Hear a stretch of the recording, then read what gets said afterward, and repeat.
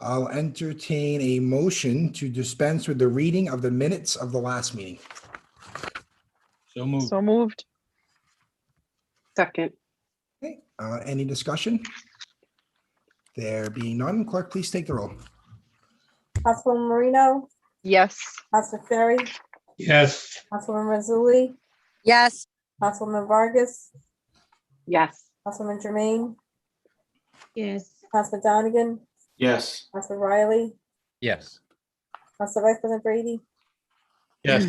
Council President Paplaskas. Yes. Okay, thank you, everybody. Moving on to public acknowledgements and accommodations. Emily Sanita, I believe we are going to do this citation and public acknowledgement next month because there's a possibility we're going to be in person.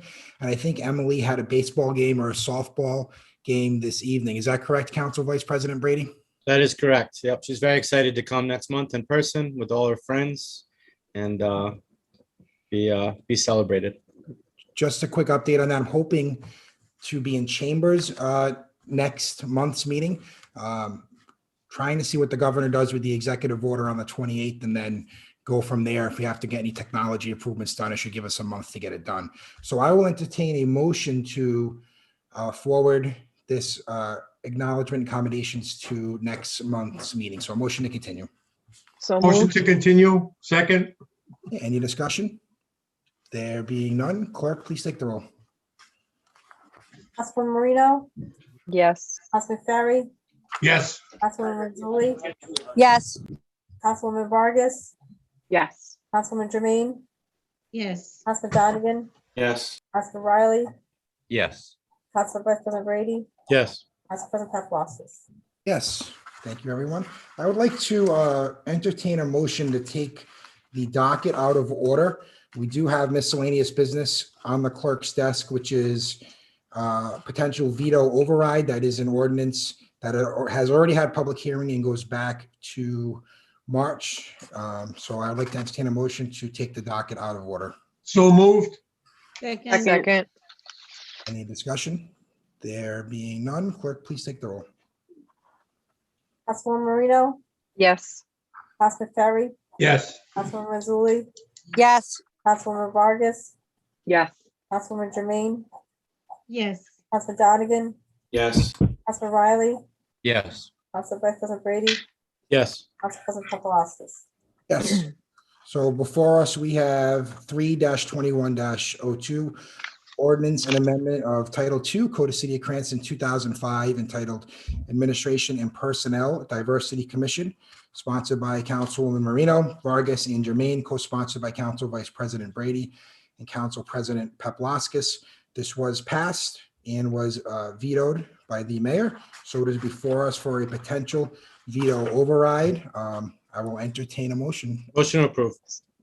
second, Second. Motion to approve the veto, council, to override the veto. That's correct, Mr. President. You need a motion to override the veto, not a motion to approve. Motion to override the veto. We have a motion to override the Second. veto. Do we have a Second. second? Under discussion? Director Moretti?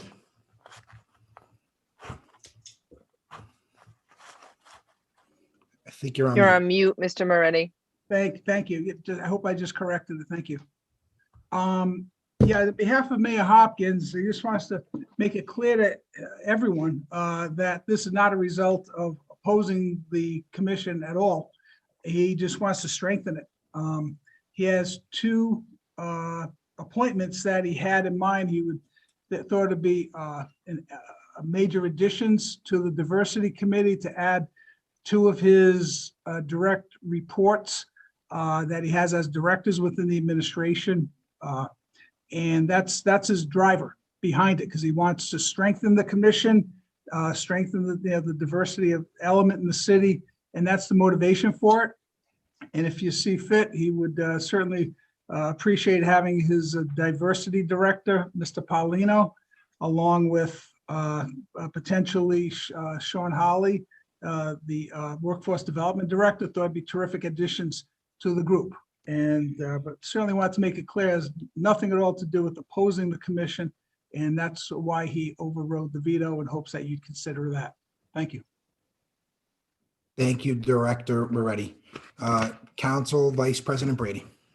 Thank you, Council President, and thank you, Director, for the clarification on why the veto happened. It's my understanding we cannot make an amendment tonight to add these two positions. Can I ask I guess a legal question on if that's something we could do at a future meeting?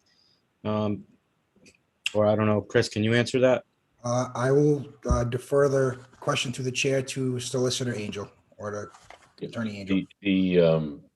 The purpose of the vote tonight is for veto override only. Okay, so You can change an ordinance at any point in the future. we could introduce a change to new business if a council member saw fit with Director Moretti's recommendations, and certainly could come before the council. That's correct. Thank you.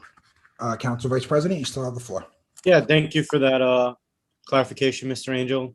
Certainly would love to work with the mayor's administration in adding those people, obviously transparency in government and working in synergy with this commission and that administration and our administration in the city of Cranston. Certainly would be something I would support. I do believe this is something that we all sponsored and we were all behind. So I'm obviously still just as much behind it. So I will be supporting the override tonight, but I would be actively working to include those two positions moving forward through ordinance.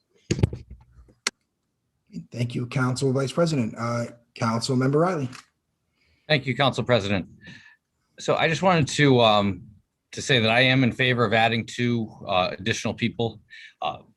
If it's those two that Director Moretti said, I think they would be great additions to the board. Just in looking at it now, it does appear quite imbalanced. I mean, we have 2 and 2 on each side, and then whoever the mayor is would have their side. But then we have these two other members from the NAACP and then the Cranston Health Equity Zone. I do have concerns about having conflicting goals, and we need to be working towards Cranston. So I'm not that comfortable, as I voiced the last time, and I voted against that, to have the consistency of the board modified. But I do feel it's important. We do need a diversity commission. I would like to ask and see if there's any support tonight for that amendment that hopefully we can put through to add the two people to this board so we can get them to work. Thank you, Councilmember Riley. I don't think we can make those amendments this evening. It's only before us as a veto override. So I think it's out of order making amendments tonight, but any council member can put in for new business to add those two at a later council meeting. Is that correct? Solicitor? Yes, that's correct. You can do whatever you want by way of ordinance after tonight. Tonight is only for the veto override, and we should really confine our discussion to that as well. Thank you. Councilmember Riley, you still have the floor if you have any follow-up. Yeah, I just wanted to clarify that I wasn't making any motion or amendment. I was just Okay. asking in general discussion. Thank you very much. Any other council members for discussion? There being none, I will also say that I will be voting to override this evening, but I would support those changes in the future if it so forth comes before us. Clerk, will you please take the roll? A yes is To the council president, did you not see my hand raised? I'm Sorry sorry. about that. I did not. That's okay. Councilmember Marino. Thank you, council That's president. unclear. That's okay. It's okay. I appreciate it. I would just like to say that I appreciate the support of all the council members in seeing the need to codify our diversity commission, because previously the city's diversity commission was just created by a resolution, which was not giving this the proper authority in which we should have given it. And while I understand the mayor would prefer to have 2 other members of his administration serve on this commission, there was a forum in the past for us to discuss it, and we did. And that was not the result. And I would hope that process would be respected. As we stated previously, at least some of us did, this commission, it's important that it be representative of the community. The 2 members of the administration would then create a commission such that it would be a body that would be an 11 member commission, which most of our commissions are 9 members or less. And it would mean that the administration would have 5 persons within the administration of director level on that commission. And that would, I think, set a different tone than most of us would have hoped for at the start of this commission, that it should be a community-based initiative. And I would hope that the administration could respect that and support that. And along those lines, with the suggestion of it being imbalanced, I again don't feel that that's the case here. And the last point I would make is that, while many of us are new to the council, including myself, I do understand and know the process that when the mayor issues a veto, if it's not overridden, that means that that ordinance will die for at least a year. And the mayor, being a former council person for many years, and a mayor with a full support staff, which we don't have the luxury of as council people, I was dismayed to see the veto, because that's not the proper method. The proper method would be to have additional discussion, make movements to amend, but not to veto to cause the end to this commission. And I hope that my fellow colleagues will see the need for this commission, and so that our community can be better served for all. Thank you. Thank you, Councilmember Marino. Any discussion? Director Moretti? Yes, that being said, I guess it's a legal, perhaps a legal technicality. So it looks as if it's overridden and there's not and then amendments issued or put forth, and that doesn't pass, it will stay as is without the mayor's additional minority appointees, one Hispanic and one African American. If the veto is sustained, then there'd be an opportunity to introduce a new commission makeup for discussion and approval, which could include those individuals. Would Mr. Verdecchia have an opinion on that? Attorney Verdecchia? Well, yeah, I just, so I understand the question, Director. So are you asking if the veto is sustained? I'm sorry, if the veto is overridden, are you asking whether, well, let me ask you directly. Are you referring to the veto being overridden or being sustained? Well, let's start with that. Maybe we'll do one at a time. If it's overridden, if the mayor wishes to put forth, or any of the council members wish to put forth an amendment, I assume that can be the case, but subject to the council discussion and approval. Is that correct? Well, that's correct. Yes. Okay, so if the veto, I guess here's the question: if the veto is, I'll say, sustained or not over, pardon me, if the veto is not overridden, I assume that means that Councilwoman Marino would be correct that the ordinance would die at this point, but could it be reintroduced with a different composition of a diversity commission?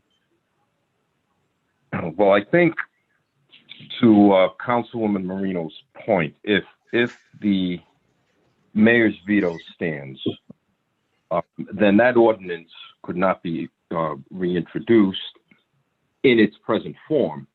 Now, if a different ordinance dealing with diversity were introduced and it was materially different than this one, then I would say it can be reintroduced because it really isn't the same ordinance. So it would really depend on the form of the new ordinance. I don't know. I mean, it's hard to quantify because would it be the same number of members? Would it be less members? Would it be members from different backgrounds? Would it be different composition? It could be an entirely different ordinance, in which case I don't see any prohibition from that type of ordinance being reintroduced again. So it would really depend on what form this new ordinance would take. I don't think there's a categorical prohibition from reintroducing an ordinance dealing with trying to establish a diversity commission. But if it closely resembled this one, then I would say yes, then it could not be reintroduced. So it's really it's a fact-intensive type of analysis and question. Thank you, Attorney Videcchio. Director Moretti, does that answer your questions? Yes, it does. I guess the more specific question would have been, would a composition of 11 members rather than 9 with the same or extremely similar language of the ordinance, would it be allowed to be introduced, is my, I guess, specific question. Attorney Videcchio. My answer would be that that's not a material change. If all you're doing is members, that's not a material change. Thank you. Thank you for your advice. Yeah, Director, just as a final note, it's really difficult to render that opinion in a vacuum. Like I said at the beginning of my remarks, if it was just a question of changing a number by decreasing it or increasing it by 1 or 2, I would have to agree with Attorney Angel that it's probably not a material difference. So it really, really depends on what form the ordinance would take before we could really judge whether it so closely resembled the one that was vetoed that it would be improper to resurrect it. But if it was materially different enough, then yeah, it could go forward. But that's a difficult question to answer without seeing it in its final form. Thank you, Attorney Videcchio. Director Moretti, are you good for now? I'm going to go to council members that haven't spoken yet. Yeah, thank you very much for that clarification. Much appreciated, everyone. Thank you, Director Moretti. I'm going to go to Council Member Donegan because he hasn't spoken yet, then the Council Member Renzulli, then I'm going to come back to Council Member Riley. Council Member Donegan. Thank you, Council President. I just want to say that I'll be voting to override the veto this evening. The intention of the amendments that were made, my understanding based on the conversation that occurred at the council meeting, was to make the commission a more community-oriented body, or community comprised of members of the community. That doesn't exclude anyone from the administration. That doesn't exclude anyone from the city council, which we removed appointments of the city council members to the body. It doesn't exclude anyone that wants to participate in this commission from participating in those meetings. They just wouldn't be voting members. And I think it's important that we listen to the community on these issues and we let them lead as they bring forth ideas, proposals. They can send recommendations to the city council, to the administration, and the administration can do what they want with them. That's the purpose here. And having a body that has multiple members of the administration on it when they already have a seat at that table, I think it just, by allowing more community members, it just allows for a more diverse group of people to be there at the table to make these and drive these conversations. But open to future conversations, but we need to override the veto this evening. Thank you, Councilmember Donegan. Councilmember Renzulli. Hi, thank you. My question just goes back to, I guess, both of the attorneys, Attorney Videcchio and Attorney Angel. Who is it that actually determines if a new ordinance is, I guess, materially different, if it's able to go forward or not? Who makes that decision? Materiality is a legal standard. So, to what Attorney Videcchio said before, you know, we don't have anything in front of us to compare the two. But based on what I've heard tonight, if all we're doing is taking the same ordinance and adding 2 people, regardless of who they may be, that's not a material change. Okay, thank you. Thank you, Thank you Solicitor. for that. Thank you. Solicitor, can I say something else? Yes, absolutely. Thank you. So I will just say that I will be overriding this veto tonight. I do see the intention of the mayor, and I would be open to speaking about making amendments after, but this board is too important for us to be playing around with tonight, I believe. And I see Councilmember Marino and Councilmember Donegan's points and everyone's points, but I think we need to move this forward so this commission can get to work. Thank you. Thank you, Councilmember Renzulli. Councilmember Riley. Thank you, Council President. And I just had a quick question, and this isn't in an adversarial tone. I actually, I don't know. Have we ever had a outside interest group named as a member in one of our municipal boards? Mr. Donegan? Yeah, I know just from the Housing Commission that the City Council passed unanimously back in December. The health equity zone is specifically mentioned in that, I think, as well as a representative of, it's escaping me at the moment, but that is one example where a particular group, and they're named there. Again, I wasn't one of the sponsors of this. I didn't do the work, but I know my intention on that other one is they are intimately involved in this work on a day-to-day basis.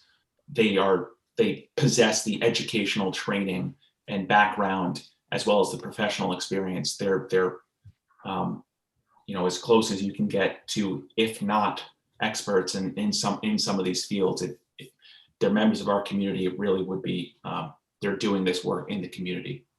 They should have a seat at the table.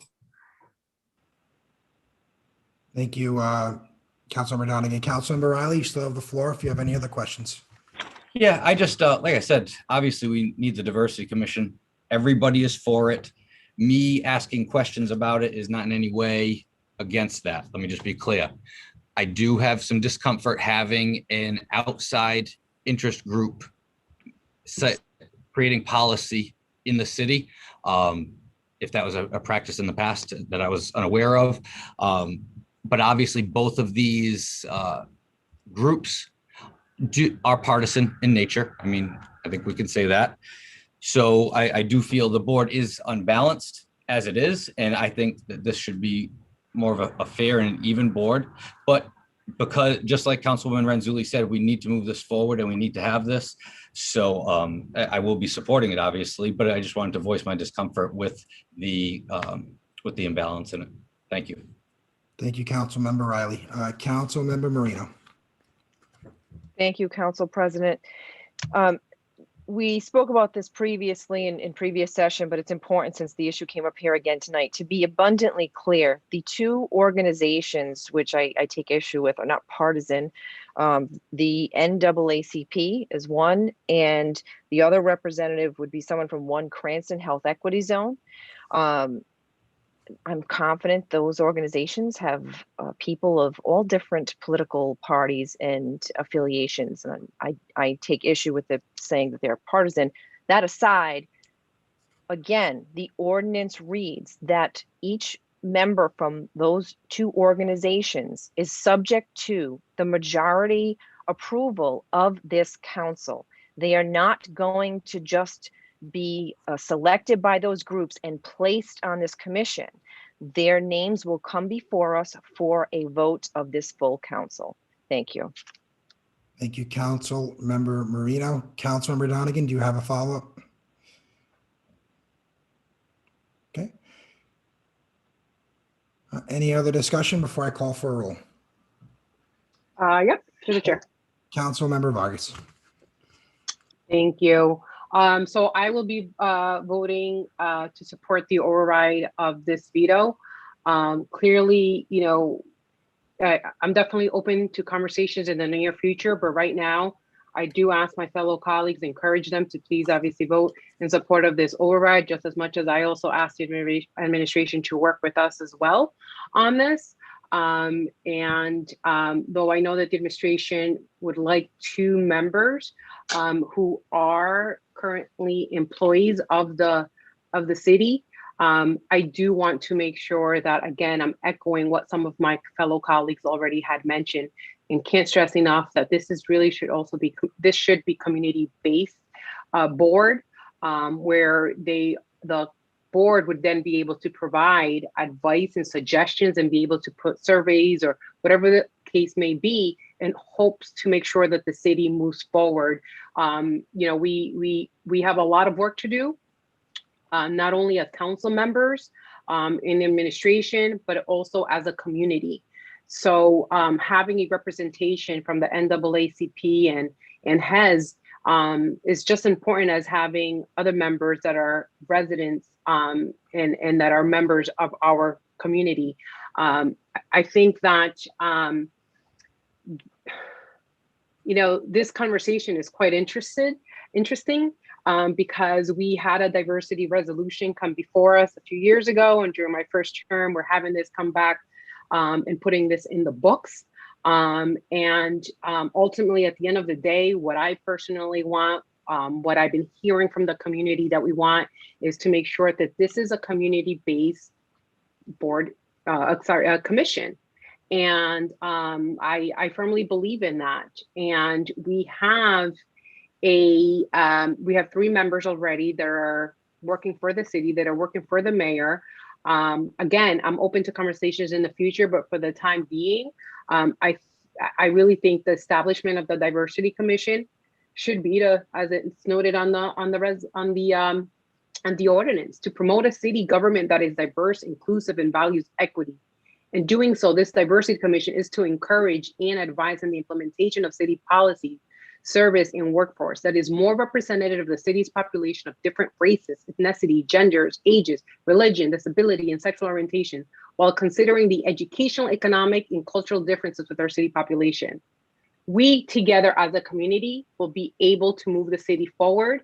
And so therefore I am voting to override this veto, and I really think it should be community based for the time being. And these are, you know,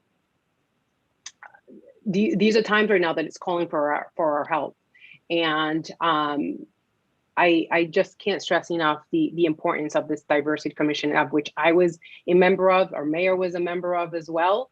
As Councilwoman Renzulli also had mentioned, we have to roll up our sleeves, and there's a lot of work to do. But as Councilmember Donegan also mentioned, anyone from the community, folks from the administration are able to attend these meetings, just not vote. So let's work together and continue to move the city forward to better days. Thank you. Thank you, Councilmember Vargas. Councilmember Donegan? Thank you.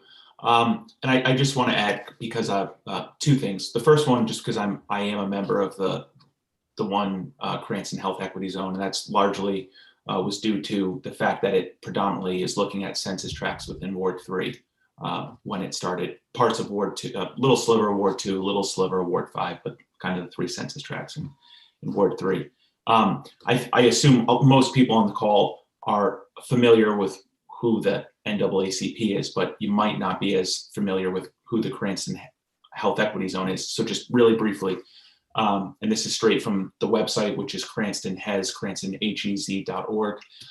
The Cranston Health Equity Zone is one of 11 state-funded by the Rhode Island Department of Health. It was created in 2019 as a resident-driven initiative aimed at addressing the root causes of health disparities, primarily in the Arlington, Stadium, and Laurel Hill neighborhoods. So just for anyone on the call, that's kind of what the HES is about. It's about creating a more equitable and healthier community.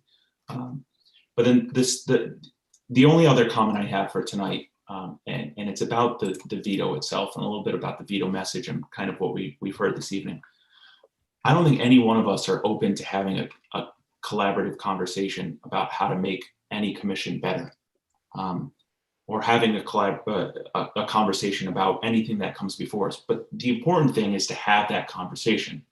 And the opportunity to have that conversation was at the last city council meeting or the ordinance committee meeting. And if the mayor, or the administration, if they wanted changes to have been made to what was proposed, there were opportunities. And respectfully, there was no comment given by the administration at the last city council meeting when this amended ordinance passed unanimously. If the mayor had wanted both Director Paolino and Mr. Hawley, I think if it's Director Hawley, I'm not trying to deal with whatever his official title is. Paulino.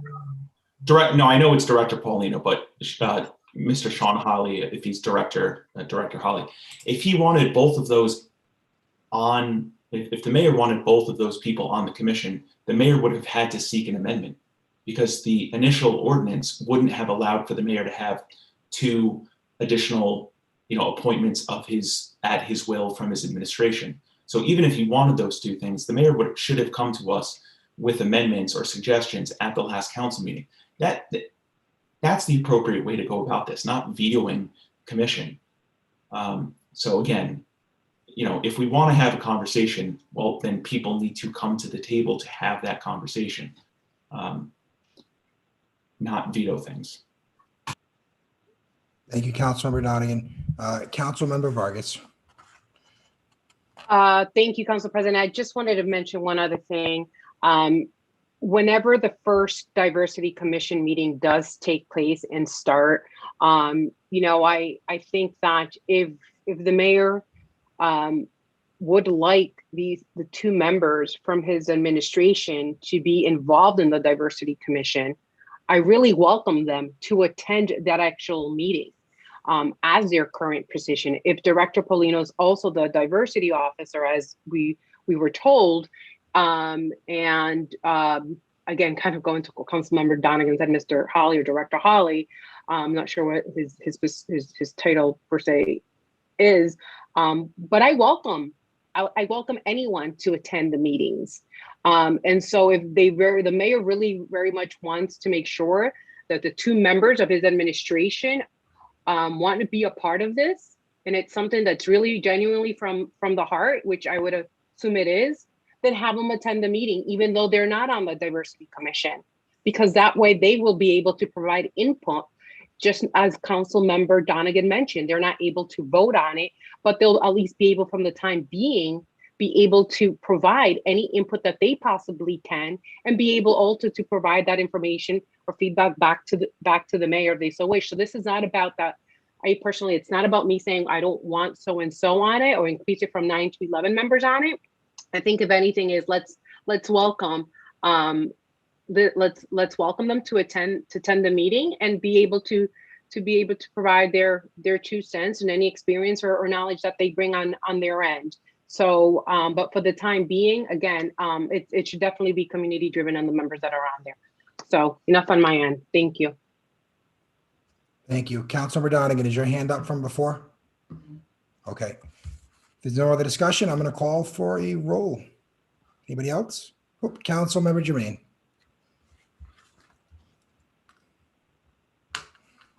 Thank you, Council President.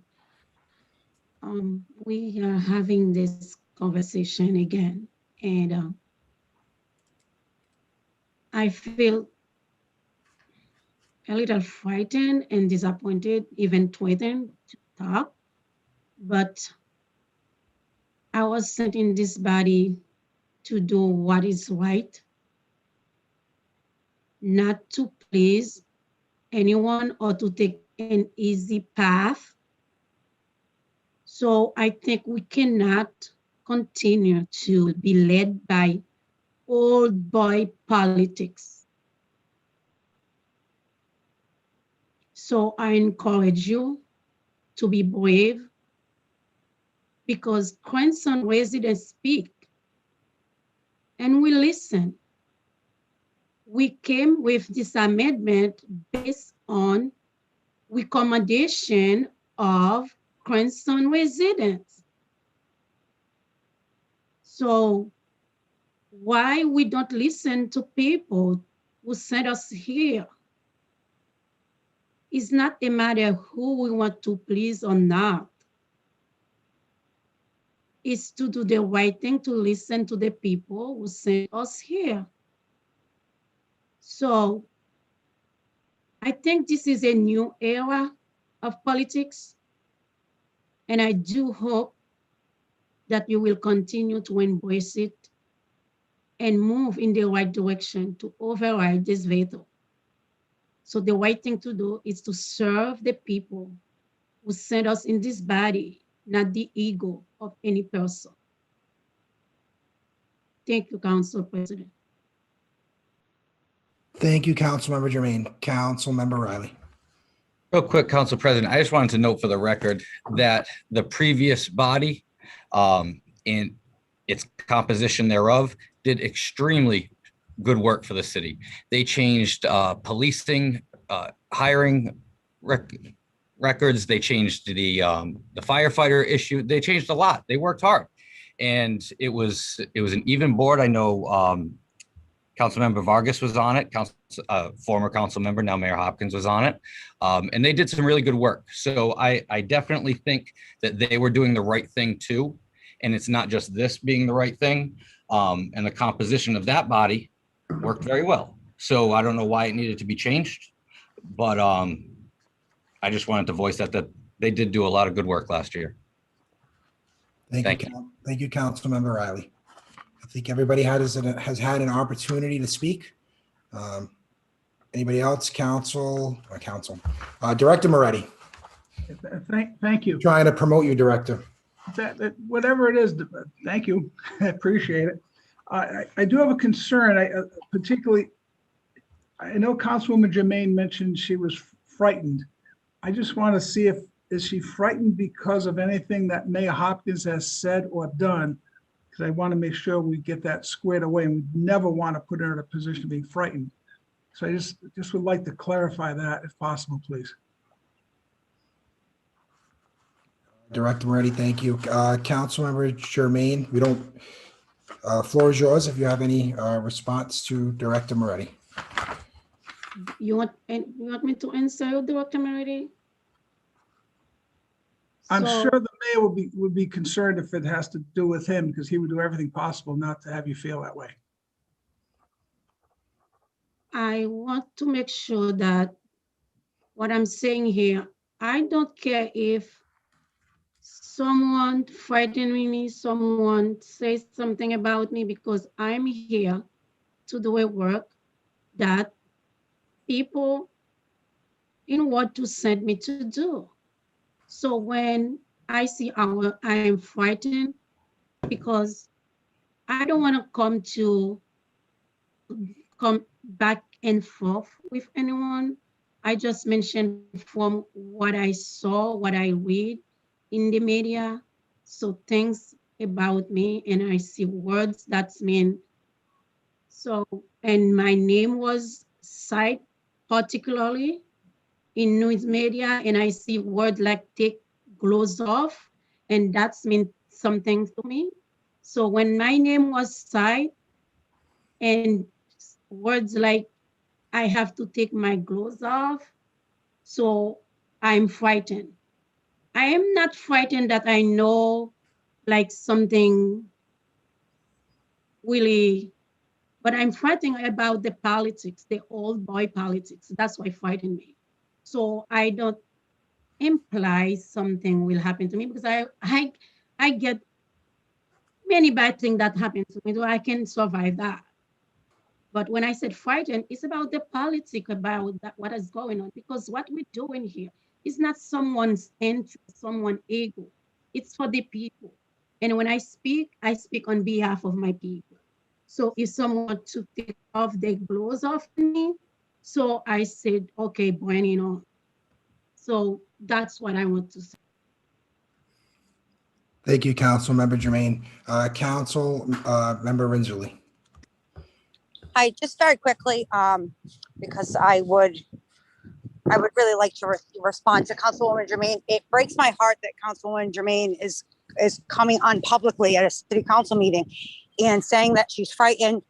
It also breaks my heart that, Mayor Hopkins has said people have been calling him a racist. I think that we are all lacking in some communication, maybe offline, that we need to get together as, members of this community, members of the city council, friends. We should all be working together for Cranston. And I think we all ultimately have the same goals and differing opinions on how to get there exactly.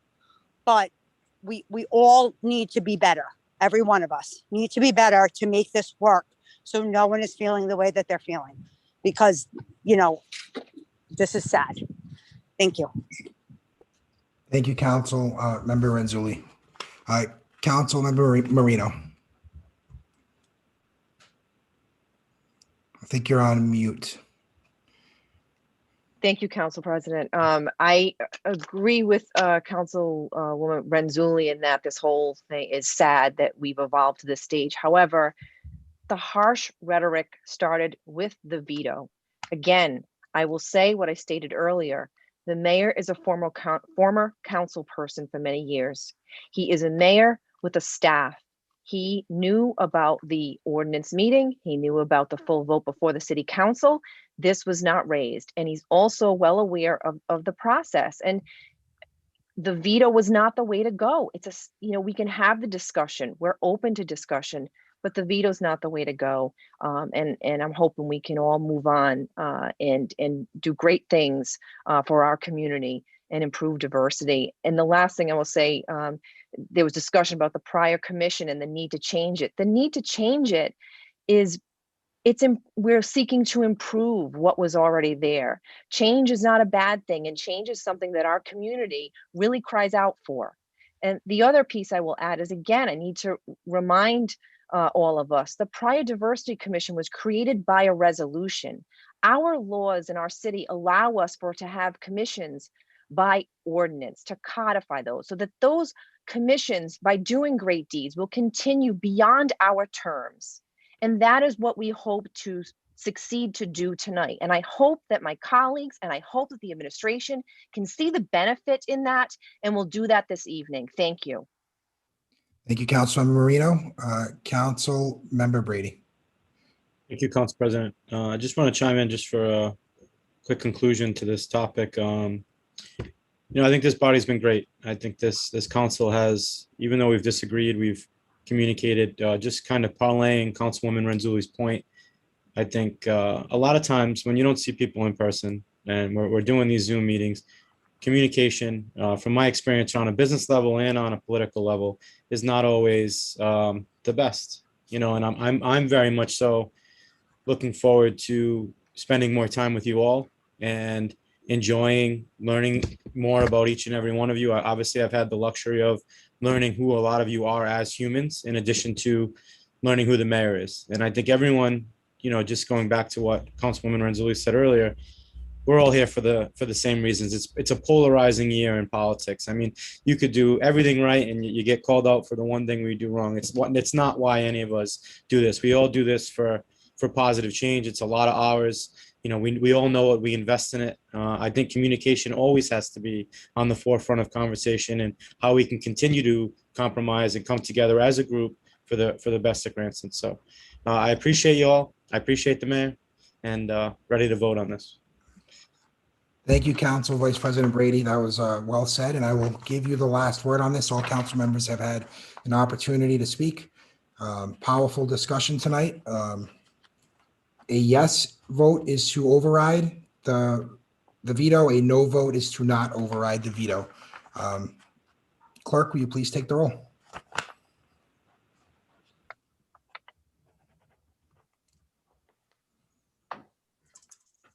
Councilwoman Marino, Yes. Councilman Ferry, Yes. Councilwoman Renzulli, Yes. Councilwoman Vargas, You're muted. Yes. Councilwoman Jermaine, Yes.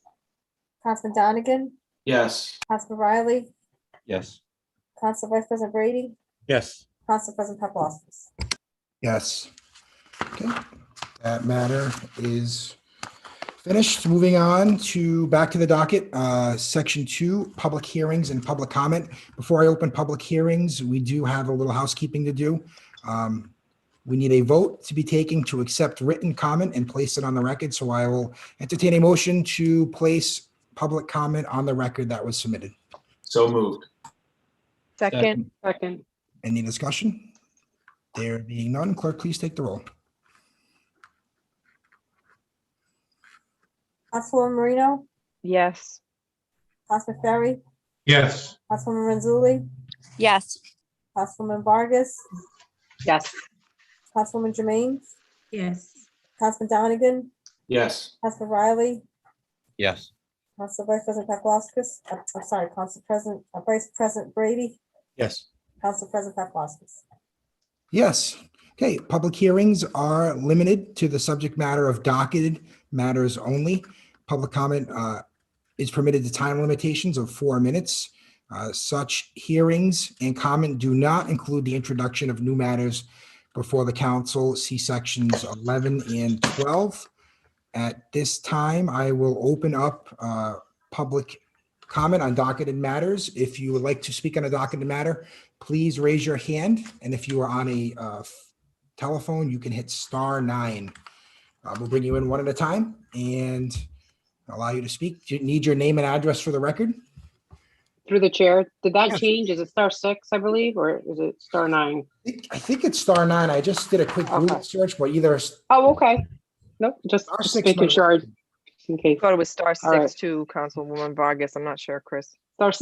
Yeah, *9 might raise your hand, not sure. Or try Okay. *6 if you're on the phone too. there you go. Try them both. Mr. Piva, you can let people in one at a time that raise their hand. And again, name and address for the record before you speak.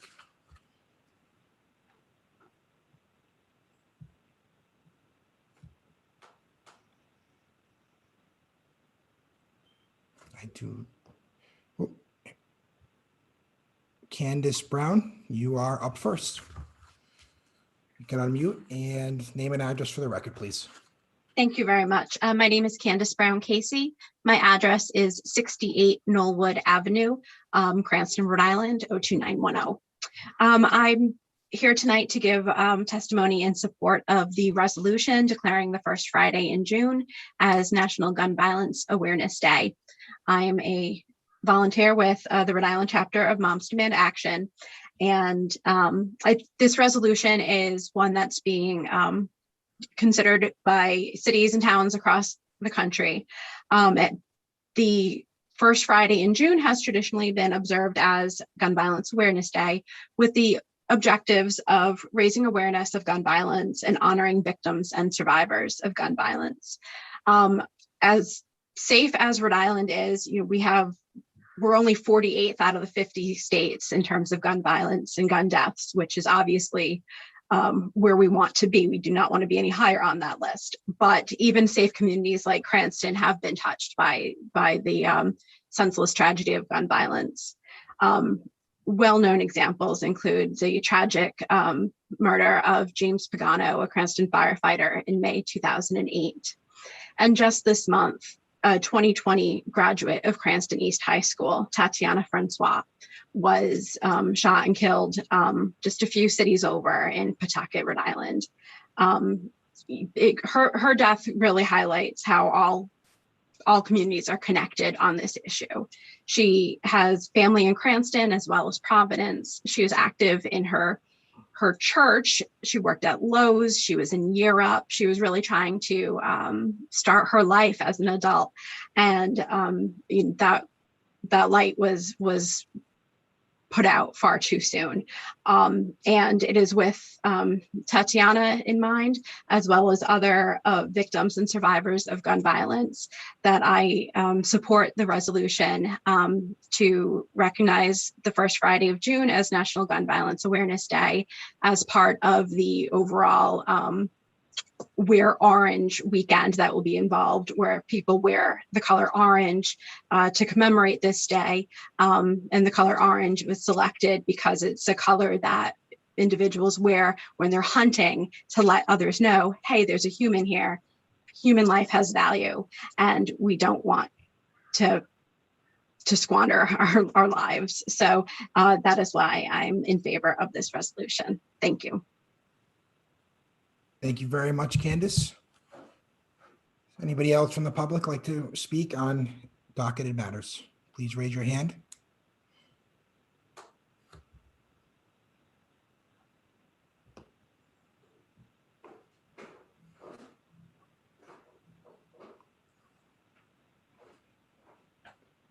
Mr. Paiva, I see a mic with his hand up. Yep, he's rejoining us. There we go. Thank you, sir.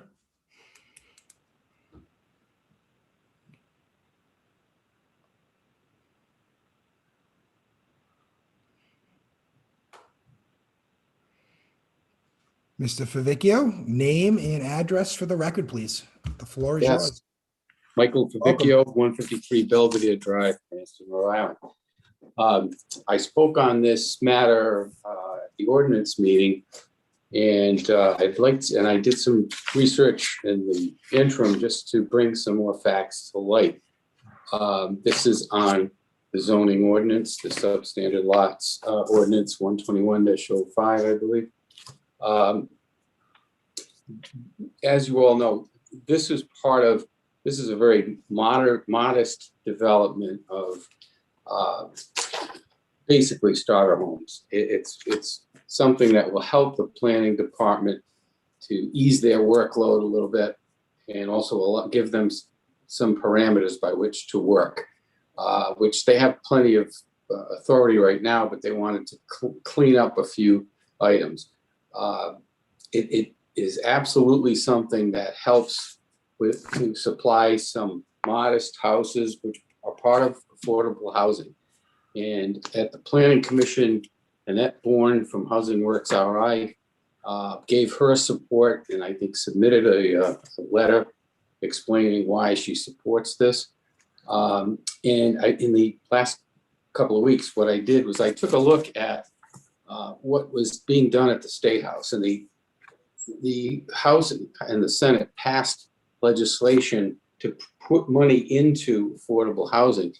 And part of the report that was integrated into that House of Representatives decision actually was written in part by Ms. Bourne, but it talks about the need for additional inventory of homes. And in the next 10 years, there's a need for 34,000 new homes in the state of Rhode Island. Obviously, they want some multifamily homes as well as single family. But they noticed that single family homes in the starter category actually were a benefit to the affordable housing stock, because the interest rates are so low that the mortgage payments are as low as, or even less than some rent throughout the city and the state. So part of this is part of an affordable housing plan. Now, it's not a big element of providing a lot more housing, but it's certainly a small portion that can be added. It might only produce 10 this year, might only produce 20 or 30 over the next few years at most. I mean, it's not a big, we're not talking about major land development, we're talking about infill zoning. And Planning Director Pizzullo and Josh Berry made some very compelling arguments as to why they want to do this. This was their idea initially, by the way. I brought it up as a resolution last fall. And then to my surprise, it came on the calendar fairly early in this session, but it's something that I've seen the benefits of. It certainly creates less work for our departments. And one of the things that struck me was that I sat through all of our discussions on affordable housing, the voucher program, and all the things that make up affordable housing. And it seems like there's a reticence on part of the council to say, well, yeah, I'm in favor of some new housing for, for people that's more affordable than what we have in parts of the city, but not in my backyard. You can build, I'm not going to accept 5 more houses in my ward, but if they want to put housing in other wards, that's fine. And it got me to thinking, if you can't absorb 5 or 6 in each ward, how are you going to do, what are you going to do when a 10 or 12 unit development is proposed? That's more than you're going to get with this legislation. So I think that you have to be careful. If you're in favor of affordable housing, then you have to start somewhere. And this is just a very small segment, but it's something that has very little impact because you're only putting a house here, on 3 streets over, another ward. There's not an influx of people. There's not a tremendous burden on the schools or the police and fire. So it is a very, very modest approach. It solves one problem toward them, and it helps us toward our affordable housing goals. But I would caution the council that, if you really want to see some affordable housing, you have to build inventory. You can have all kinds of programs for eligibility, but if there's no real estate that qualifies, then those vouchers are worthless. So I think that this is just a small item you can do to help the community, help the planning department. God knows they're overworked. They just got through with round 2 of Costco. They've got the comprehensive plan on the horizon. They've got the districts, the electoral district issue coming up. So I think that it would be foolish to lose an opportunity to just, to start the ball rolling and just do something that makes a lot of sense. A lot of other cities, I believe Warwick has something similar, or they're doing it. They're filling in these kind of lots with no problem at all. But Cranston, we need to clarify so that Mr. Pizzullo and his staff kind of have some parameters within which to work. So I would ask that, you look at this and say, I really am going to do something when it comes to affordable housing, not just talk the talk. So I would urge that you pass this tonight. Thank you, Thank you. former Council Vice President Favicchio. Thank you, sir. Okay, anybody else from the public like to speak on a docketed matter? Video off. Please raise your hand. Now would be the time.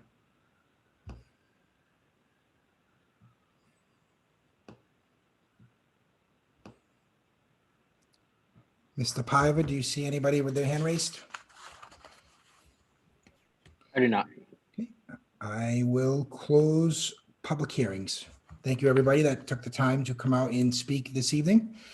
Moving on to resolutions. We have a resolution declaring the first Friday in June to be National Gun Violence Awareness Day, sponsored by Councilwoman Marino, Vargas Jermaine, and Councilman Donegan.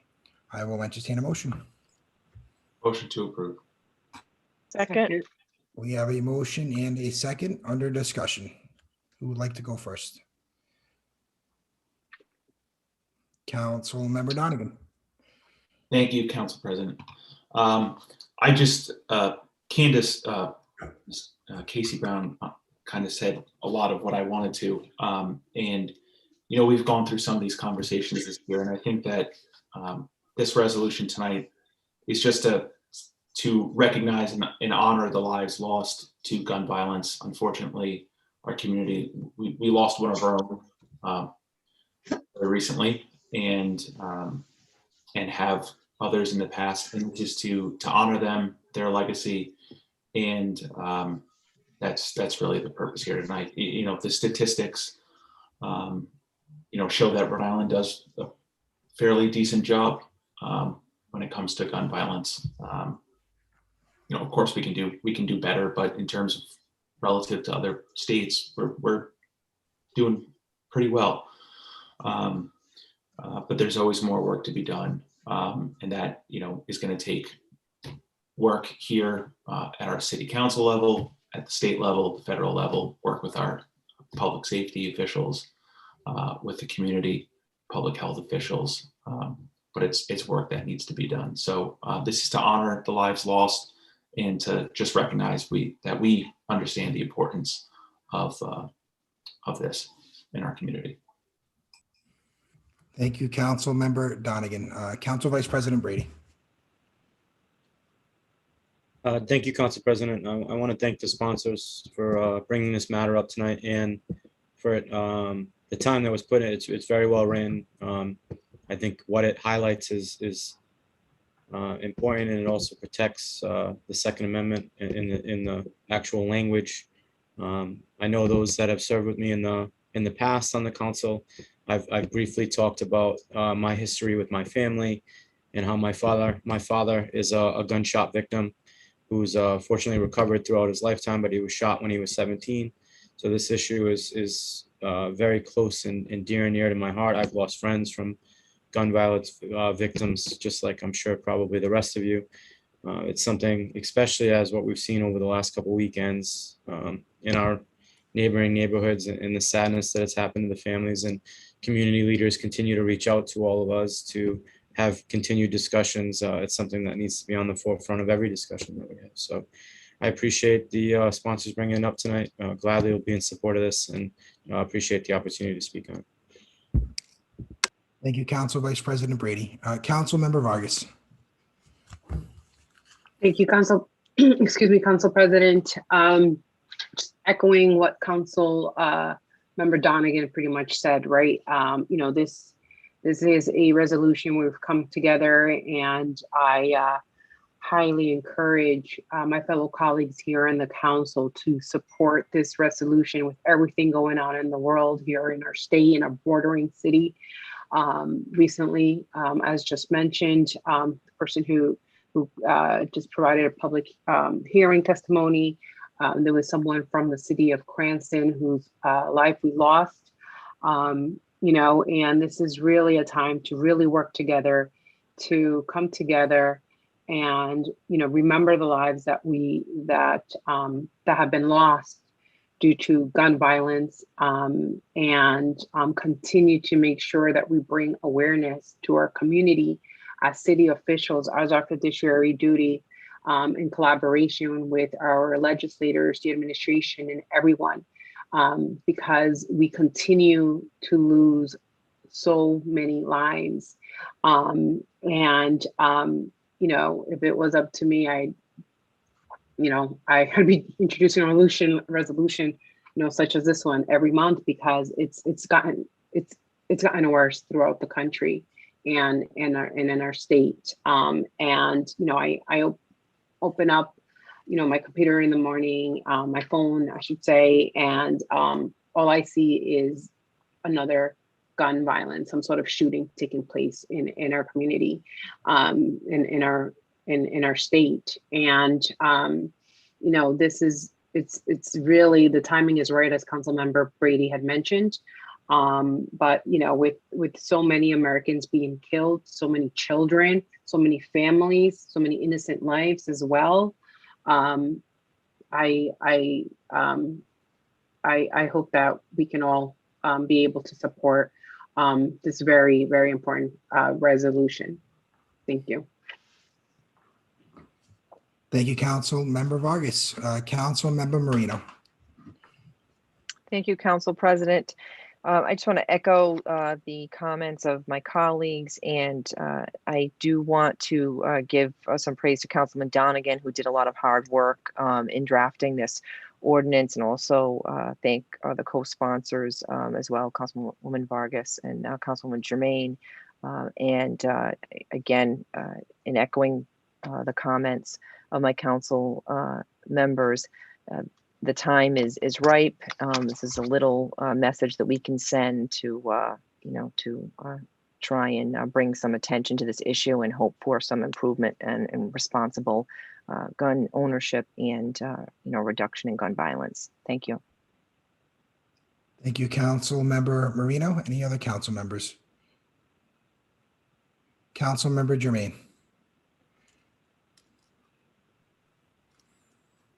Thank you, Council President.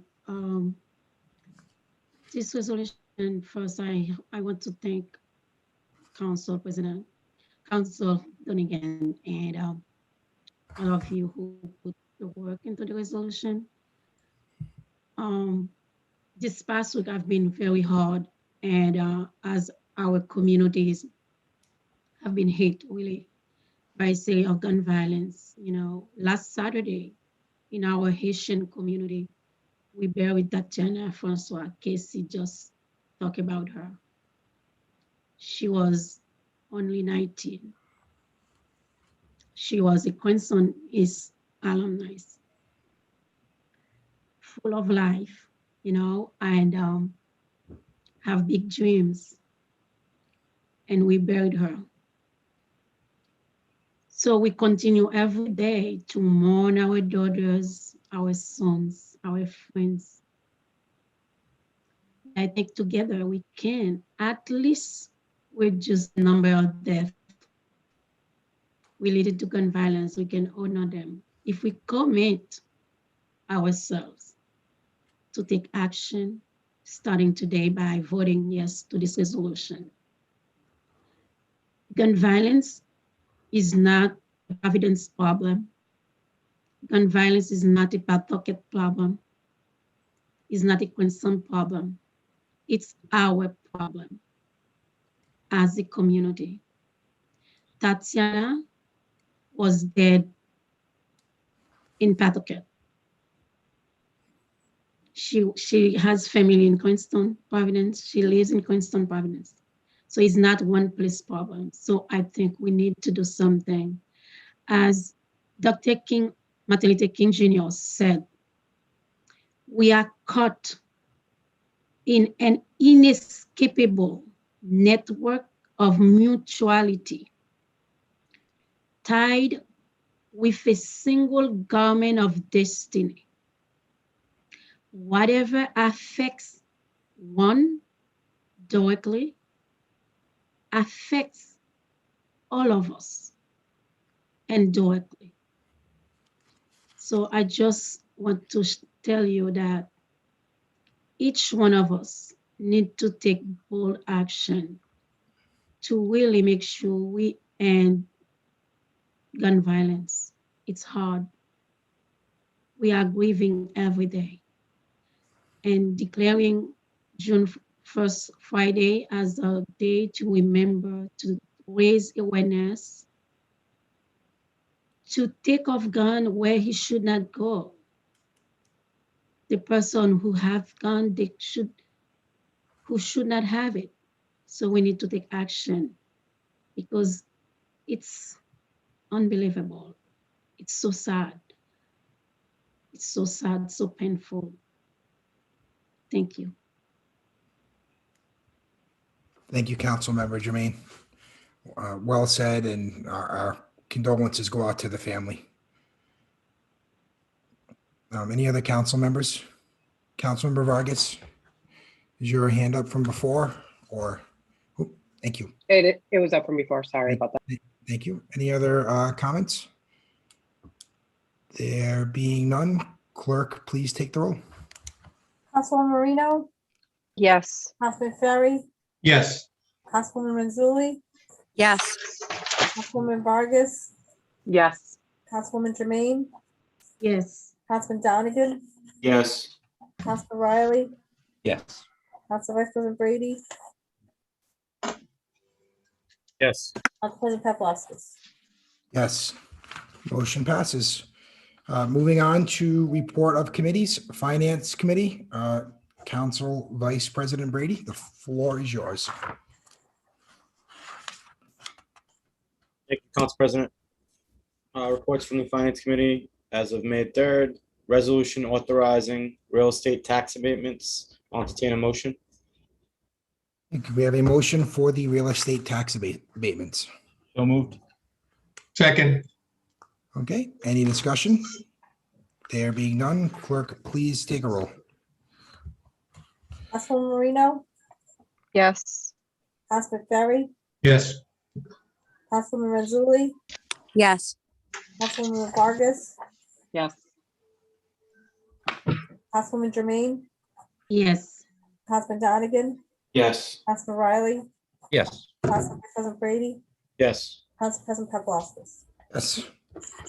Resolution authorizing motor vehicle tax abatements is passed unanimously in committee, and I urge passage tonight.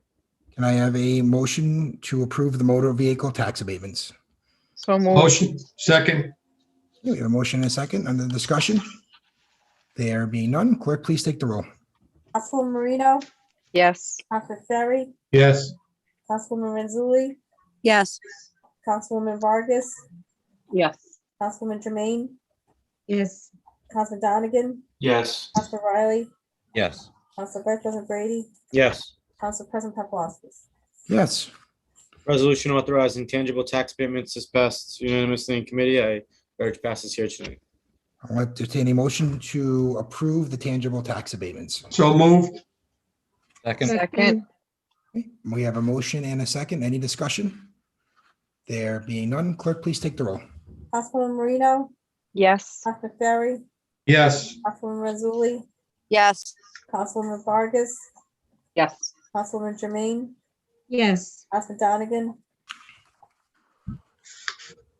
Yes. Councilman Riley, Yes. Council Vice President Brady, Yes. Council President Paplaskas. Yes. You have one more, Council Vice President. I apologize. Tax interest waiver approvals, urge pass unanimously in committee. I urge passage here tonight. I'll entertain a motion to approve the tax interest waiver approvals. So moved. So moved. Second. We have a motion and a second. Any discussion? There being none, clerk, please take the roll. Councilwoman Marino, Yes. Councilman Ferry, Yes. Councilwoman Renzulli, Yes. Councilwoman Vargas, Yes. Councilwoman Jermaine, Yes. Councilman Donegan, Yes. Councilman Riley, Yes. Council Vice President Brady, Yes. Council President Paplaskas. Yes. Thank you, Council Vice President Brady. That should conclude the business of the Finance Committee. Thank you, sir. Moving on Thank you. to the Ordinance Committee. Chairman Matthew Riley, the floor is yours. Thank you, Council President. We had one ordinance pass last week, and it was the ordinance and amendment of Chapter 17.84 of the Code of the City of Cranston, entitled Zoning, Conformance to District Regulations Required and Substandard Lots, and I urge passage tonight. Thank you. Okay, do we have a motion do we have a motion for this ordinance? Motion to approve. Second. We have a motion to approve and a second. Under discussion? Council Member Ferry. Thank you. As you may or may not know, I voted against this in committee because I had some concerns, and I would like to know if I have a few questions that could be answered by the planning board. Is anyone on the call? Sure, I see Director Pizzulo's hand up. Bring him into the panel here. And we also have Planner Josh Berry, Director Pizzullo and Josh Berry. Councilmember Ferry has some questions for you, and the floor is yours, Councilmember Ferry. Okay. I just want to make it perfectly clear that I am 100% in favor of affordable housing. I know that has come up a couple of times when Michael Favicchio has spoken on this issue. This is not about affordable housing per se. I mean, we're saying that if we do this, some affordable houses may be built. Is that correct? Councilman, as far as affordable housing, true affordable housing, subsidized affordable housing, deed restricted, no, 0 units would result from this. That would be quote unquote affordable housing. What we've been talking about is the modest end of the market rate. Starter homes is what we're talking about. So it'll help fill a need for moderately priced housing, but not affordable housing. The terms have been used interchangeably tonight, which I think is problematic because, when we say affordable, it means something. It means that it's deed restricted, it's subsidized, and there's long-term affordability built into the deed. This is none of that, none whatsoever. This is only for market rate on, substandard lots of record, which by their very nature and size are going to be on the lower end of the marketability scale of modest sized homes and on modest sized lots. Thank you for your answer. My second question would be, to your knowledge, is there any plan in progress where somebody's going to walk into your office the day after this passes with 50 applications to build houses, to your knowledge? Absolutely not. Absolutely not. Okay. And my third question would be, can you assure me that this does not affect an area like Alpine Estates, in particular Peppermill Lane, whereas because that particular proposal was for 5 houses on a lot that was only supposed to hold 2, because it's next to houses that are on a quarter acre, can you assure me it's not going to affect an area like that? Whereas if we approve this, all of a sudden we're going to have applications for 200 or 300 houses in Western Cranston that the city cannot sustain, within the infrastructure that we have now. So that's my question. And I'm just telling you this, these are concerns I get from people. And in turn, I'm asking you the same questions that they're asking me. Right. So, and I believe we did discuss this at Yes. ordinance committee. Some place like Alpine Estates would be 100% unaffected by an ordinance like this because Alpine Estates was platted in the 1980s and is consistent with existing zoning. The ordinance that we're talking about are pre-existing non-conforming lots of record, things that were platted prior to 1966, mostly in Eastern Cranston. The vast majority are in Eastern Cranston. Alpine Estates, any other subdivision you can name, Walden Woods, Ridgewood, anything, absolutely, positively not part of what we're talking about here.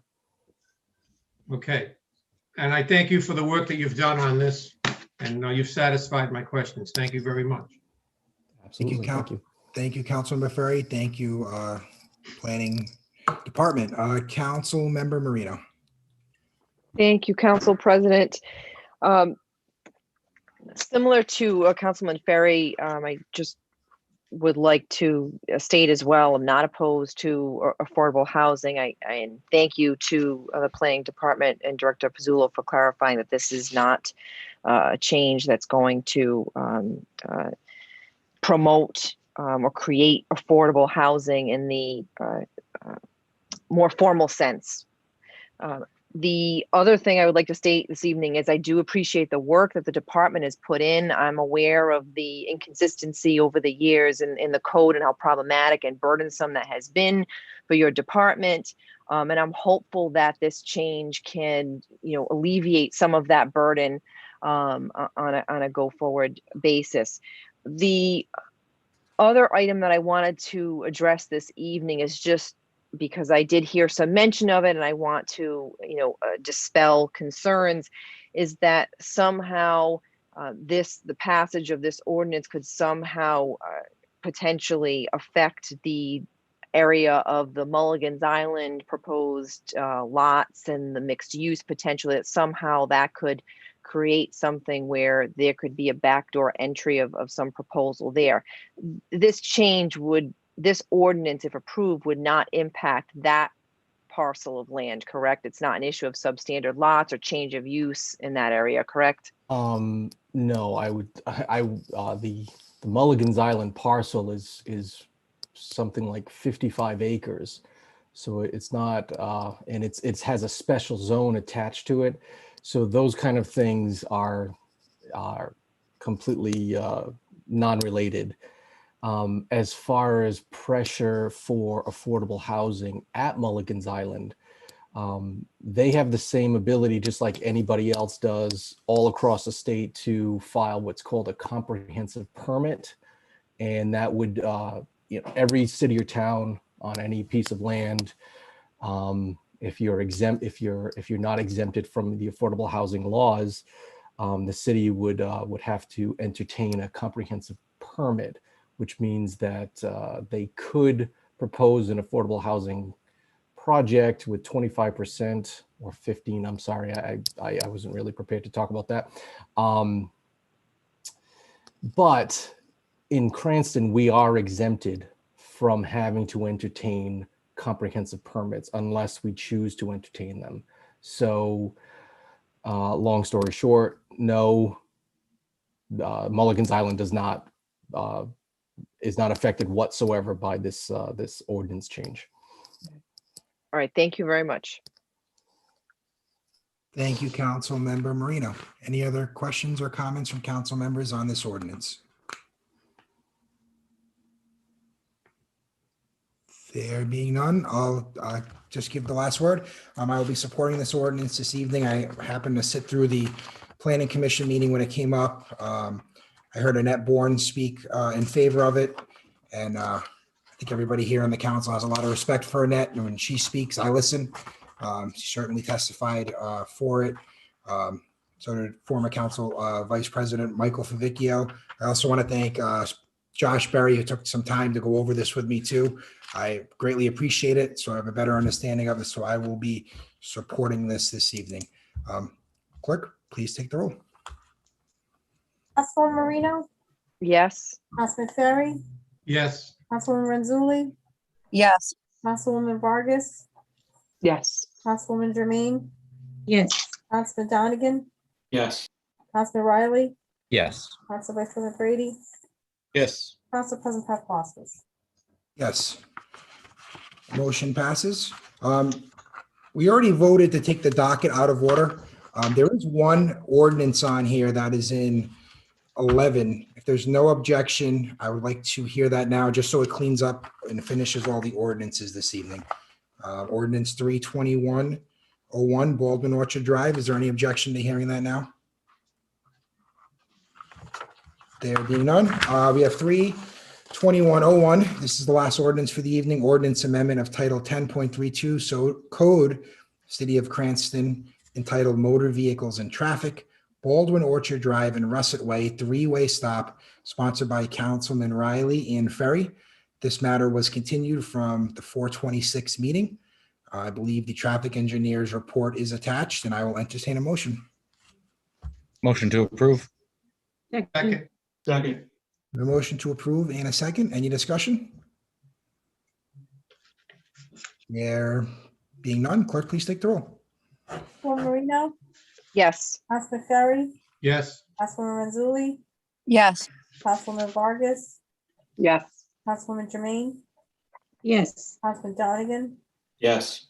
Councilman Riley, Yes. Council Vice President Brady, Yes. Council President Paplaskas. Yes. Ordinance passes. That concludes all of the ordinances this evening. Moving on to the next section of the docket, public comment for undocketed items. Anybody here from the public that would like to speak? Just raise your hand and we will allow you in. Please limit your comments to 4 minutes.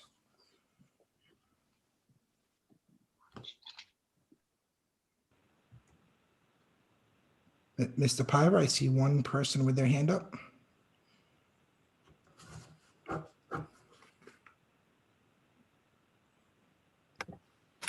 Hi, Marcia. Name and address for the record, please. Hi, thank you, Council President. It's Marcia Fowler, 35 Milton Avenue. Welcome. The floor is yours. Thank you. Although this is an undocketed item, it ties in with what was spoken about earlier in regards to cohesion. Most of you ran your campaigns on the positive goals of working for everyone, people before politics, collaboration, transparency, and inclusion. There's an opportunity I feel is being overlooked that could help with these goals, and that opportunity is to have a specific calendar of events. This calendar would be different than the city calendar posted on the city's website. This calendar, I'll use Google Calendar for an example, would be for you and the mayor to share with each other.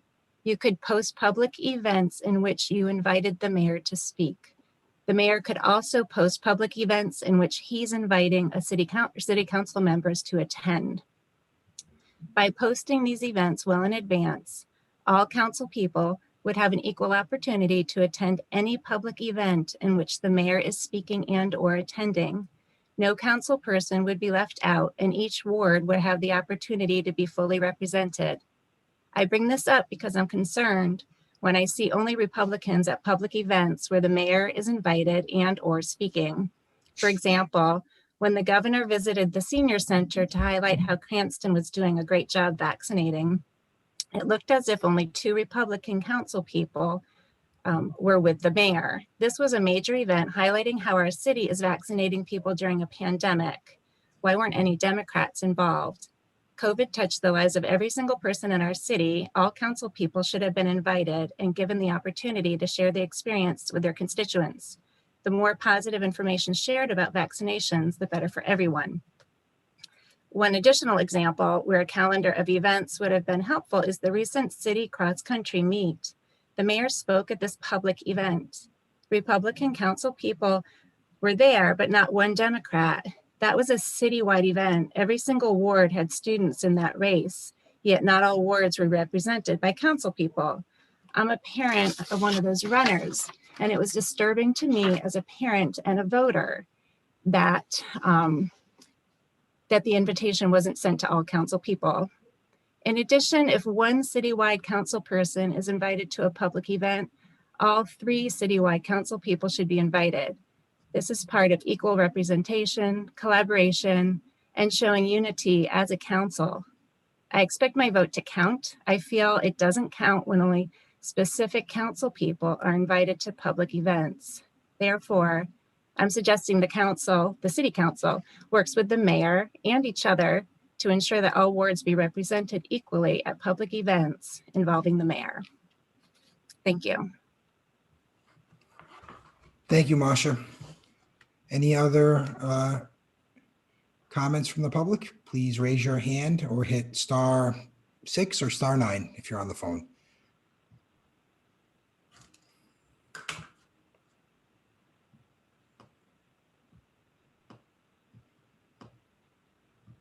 Mr. Paiva, do you see anybody else? I do not. Okay, I will close public hearing. Thank you, Masha, for participating this evening. Moving on to election and or appointment of city officials, we have 2. First is the Pandemic Advisory Board, Cynthia Capezza, sponsored by Councilman Ferry. There's no vote needed for this appointment. The second one is the Small Business Advisory Board, Stephen Levy, sponsored by Councilman Ferry. I think they are both on the call or were. I saw their names earlier in the attendee side. I just want to thank the both of you for stepping up and serving for our city. We all greatly appreciate it, and thanks again. Moving on to report of city officers. We have a presentation by the Planning Director, Advancing Policy Ideas. Mr. Paiva, if you could bring Director Pizzullo back in. Director Pizzullo, welcome. Thank you, Mr. President. Well, this item tonight, I don't have a presentation per se, and I'm going to keep it very brief. We spoke, it must have been in January, that we wanted to talk about how we can get together and get some things done this year. So I'm very pleased that we got an ordinance passed tonight. We want to keep that momentum going. In addition to that, I really wanted to hear from other council members about some of the things that they had in mind, and maybe we can work together with our office and try to get some things done. I think that we're going to be working on several big initiatives in the planning department in the next few months. The most forthcoming is the hazard mitigation plan, and I'll be working on that with a consultant. In addition to that, we've got a historic preservation grant that we'll be working on. But I don't know, I don't want to take very much of the council's time.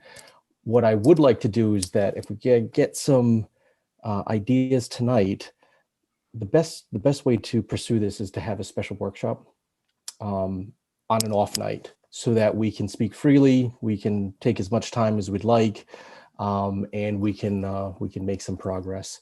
So as far as, you know, me personally, I think that we're going to be pushing forward some additional fixes to the zoning code. More, they're surgical fixes, but they're mechanical ones. They need to be done. We're having the same type of issue that we had with our original ordinance from tonight, where too much of the zoning code is left to interpretation, and it's become a problem. And you know, our zoning code is so out of date. There isn't really much else we can do other than try to fix it like this. I'd also like to talk more about housing this year. There's other things that we can talk about. I know we're talking affordable housing. I'm still thinking about market rate, things like accessory dwelling units. That would probably fill a much more organic need in the city. You know, an elderly parent, a young college student, things like that, to really update the code where we're more permissive on these dwelling units, and they would be developed organically over time as they're needed. I know at the state there's some legislation floating around about accessory, so I think that we're going to need to talk more about that. So that's all I have right now. Like I said, these ideas will be continued into like a workshop setting, and we can really research them and have a much more robust conversation with staff. But I'm ready to listen to any kinds of ideas that any of you have, and we can start to talk about them and see if we can get something done. Thank you, Director Pizzula. I think having a workshop is a great idea, and we've certainly had them in the past over the last few years, and they've seemed to be very productive, and great workflow has certainly come from them. If any council members have specific questions or comments for Director Pizzula, you can ask them now. If not, we're just going to set a date for a workshop in the very near future where we can all get together and spitball ideas and work together moving forward. Council Member Ferry.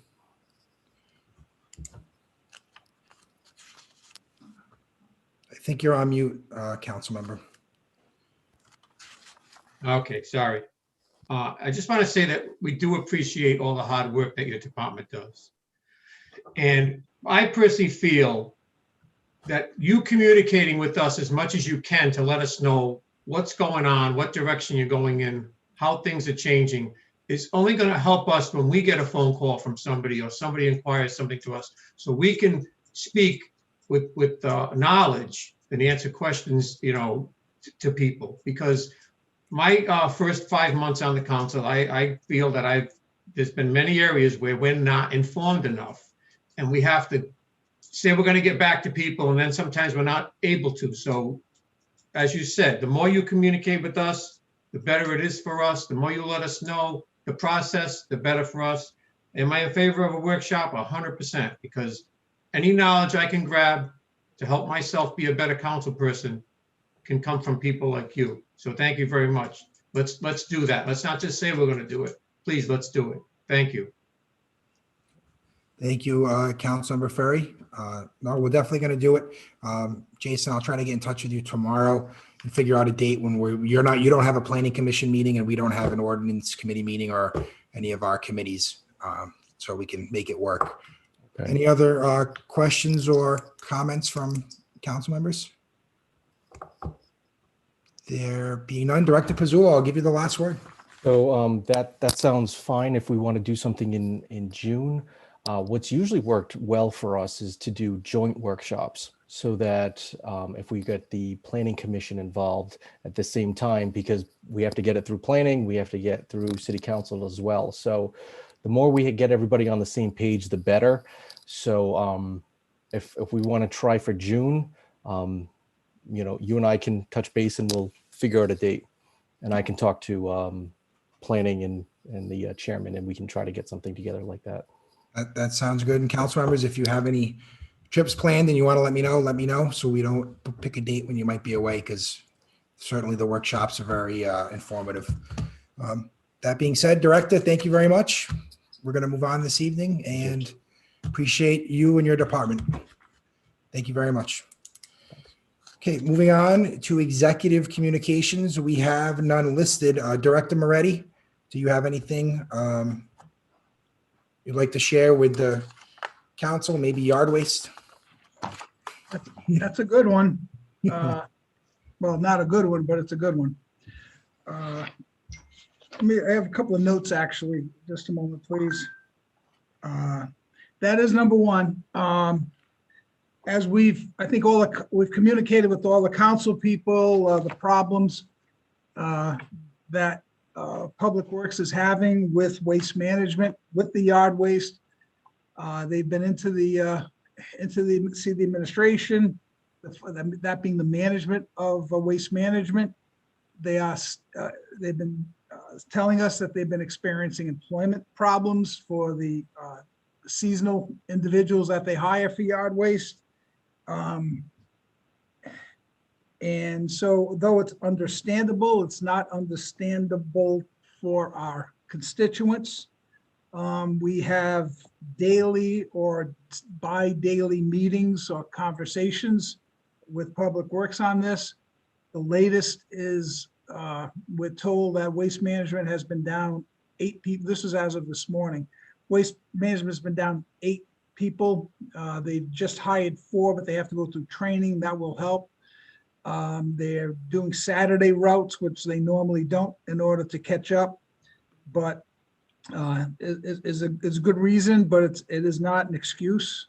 The city, unfortunately, is fining Waste Management $1,000 a day, exercising our rights under the contract. We even had a meeting today to consider sending out our Public Works trucks. The logistics with that are going to be quite difficult, given the size of our vehicles. They're not made well for our Public Works folks to be able to pick up those materials and loft them into those sizable blue trucks. We would need payloaders to go along, and it's just the logistics were very, very difficult. But the mayor wanted to be creative. It was his idea to see if we could make it work, but that doesn't seem to be a very viable option at this time. If Waste Management is saying they're much more cut up than they used to be. Personally, I've had a couple of weeks now, I've had yard debris. So we understand people's frustration, but they're promising within 2 weeks they will be all up to speed. Am I convinced? Is the mayor convinced? No. So we're going to be as vigilant as we can on it. But should anyone have any clever ideas to try to help remedy the situation, we would welcome it. We're working with Waste Management and the internal team at DPW, but not an easy fix. We have some ideas for the future, but I wouldn't want to discuss that at this point because it has to do with contractual obligations. But unfortunately, supposedly progress is made, frustration is understood. But you know what we know, that's the latest update we have as of this morning. On that, if anyone has any questions, I welcome them. If not, I'll get on to just mention a couple of other things. The mayor wanted to let you folks know that Steve Piva, we have him as stepping up over the next at least several weeks to kind of help me out and have him work more overtime than he's been as the interim deputy chief of staff, asking Steve to step up and assume more responsibilities and have Steve have some coverage with perhaps some of the council committee meetings, which he did the other evening. Certainly, I know he's pitching in to help you people out. He's been gracious enough to do that. And he deserves a lot of recognition for that unsung responsibility. And just the one on a happy note is June 1, as you know, we're reopening the city offices. And for basically go back to the routines out of the past. We're going to be leaving intact, seeing it's there.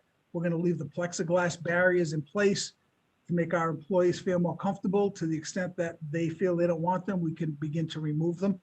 We'll have, the policy is going to be the honor system, masks being worn for those who have not been vaccinated and masks optional for those people who have.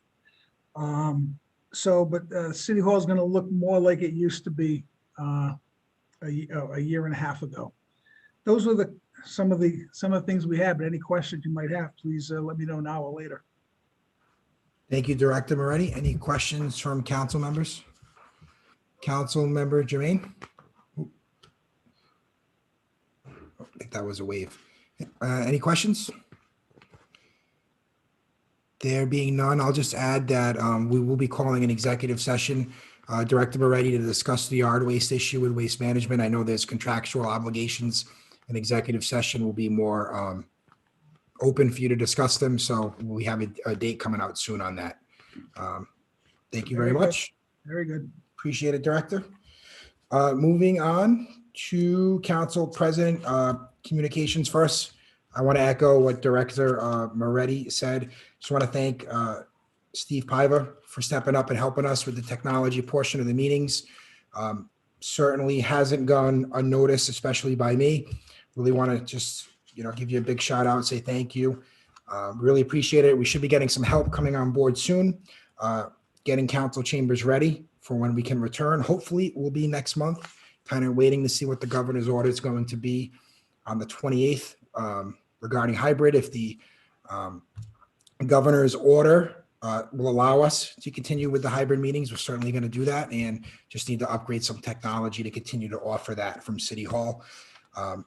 Just want to say that it's also been great to see summer starting here in the city of Cranston. Restaurants open, people out and about, parks are busy. It's a great sight to see. It's been a long time since we've seen the amount of people out. I'd also like to wish everybody a great Memorial Day coming up, and recognize all the veterans that we've lost in the line of service for this country. So thank you to the veterans. Moving on to council member communications. Councilman Donegan, the floor is yours. Thank you so much. Just for the record and for transparency, I had asked for the plastic bag enforcement update to be placed on the docket prior to any Herald article that was published. I just want that to be known for anyone. And this is essentially me wanting to ask the administration what the city's going to be doing, has been doing, will be doing to get the word out about the plastic bag ordinance that does enforcement does kick in on July 1st. Sure. We'll be posting on the website, the city's website, and the city's Facebook account, a reminder and to the businesses exactly of what Councilman Donegan just mentioned. Remind them about that. We'll ask Director Paulino for any of the businesses that he has contact information, particularly electronically via emails, notifying any businesses that way. And we'll also do a press notification, particularly to the Herald as a reminder of that enforcement effort. It said it's going to be it'll be July 1. The mayor had an idea of kind of an aside as a potential amendment that if there's, I know I forget the wording in the ordinance, but basically it's really saying eliminating plastic and going to paper. In essence, I believe. You just mentioned perhaps there might be some biodegradable plastics that might be acceptable. Just as a thought, you just wanted to just throw it out there as a potential amendment in the future. Whatever you say on that, but that was what the plan is. Council President. Thank you. Council President. Yes. Just from the city clerk's side, as businesses apply for licenses or renew, the license applications, we usually give them a copy of the ordinance. So we let them know in advance before they obtain their, their license about the plastic bag ordinance. Thank you. Thank you very much. Just on another note, not to jump in and steal your thunder, is this something that we might be able to put in the tax letter or insert in the letters that are going to be going out shortly, Director Moretti, to kind of give people a heads up, or in the commercial side of things in the tax letter? I could look into it. Happy to look into it. I can ask how the mailers go out. Certainly don't want a necessary distraction from at the residential level, but certainly commercial, if maybe we could do that. I'm not sure how it's sorted, but I can speak with Mark Capiano tomorrow about that, see if it's possible. Sure. Okay, great. Thank you. Councilmember Donegan, you still have the floor. Yeah, I was just going to mention that Chapter 312090, actually, tax bill mailings does mention that the tax assessor, it's included in city code that the tax assessor shall include a note to encourage recycling and waste reduction in the tax bill. That does go out, so that would be a perfect opportunity to not only adhere to the laws that we have on the books, but also to to encourage recycling and reduce waste in the city. Very good. Thank you. Thank you. Councilmember Donegan, anything else? That's all I got. Thank you. Thank you. Councilmember Marino, the floor is yours. Thank you, Council President. I had as my communications for this month a follow-up in terms of what we had discussed last month's session with respect to the independent study or the list of streets in need of road repairs in the city. A lot of residents are concerned about how that determination is made, where is the list that's been referred to. So rather than treating it like a unicorn, like it's a mythical creature for the benefit of everybody, the transparency is a win-win. I was pleased just recently I know it was dated May 21st, we received it thereabouts. There is a memo from Director Mason of Public Works Department with respect to the independent study, the paved management study. And he specifically references in that memo that that document is consisting of 2 volumes, about 368 pages, and is available for review, are his words in the memo, at different locations throughout the city. One being the Public Works Department at City Hall, the other being the Engineering Division offices at Saconaset Crossroads, and the Constituent Affairs Office at City Hall. I do, if I may, through the chair, just have a question for Director Moretti. Sure. Director Moretti, the accessibility of those volumes at each of those 3 locations, is that something that someone would need to make an advanced appointment to view? How is the administration handling the opportunity for the public to view the list? Yep. Well, there'll be a first with this administration, but I would think more so from a scheduling perspective. If someone had a meeting, I would just call ahead with the department. For instance, if Paula Smith is tied up with a meeting, just to know someone's coming in, she'll make room out of her calendar, certainly. And I'm sure we'll communicate to the other offices. I would suggest that they could show up, but they might have to wait a little bit if they're tied up. But it's probably just better to perhaps book an appointment so they could spend the time with them. But if they show up, I'm sure we'll accommodate them. But I can get word out to the other offices outside of the mayor's office. And just to be clear, and previously that was not the case, correct? Well, to my knowledge, I think this is the first time. Certainly, the mayor wanted to, whatever exposure that people would like to see it. To my knowledge, I'm not aware of this being available like that. But frankly, I'll be honest, I'm not so sure, but people have requested it before. So happy, happy to help. And I think what Director Mason did too, as I believe you saw in that email, that memo, I had asked him to prepare that memo. We wanted this to be open. And he's not here tonight, so I think it was good he put it in writing. But you can see his methodology, because it goes beyond just if I live on XYZ street and mine is a disaster, but everyone around me is in great shape. It might not be the candidate.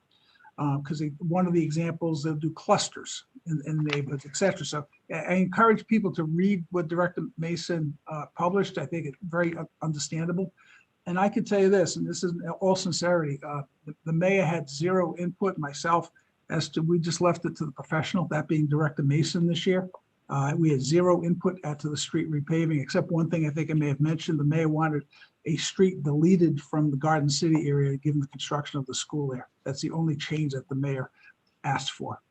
But we do leave it up to, and 100% honesty is Ken Mason makes the calls. We trust him as the professional to do so.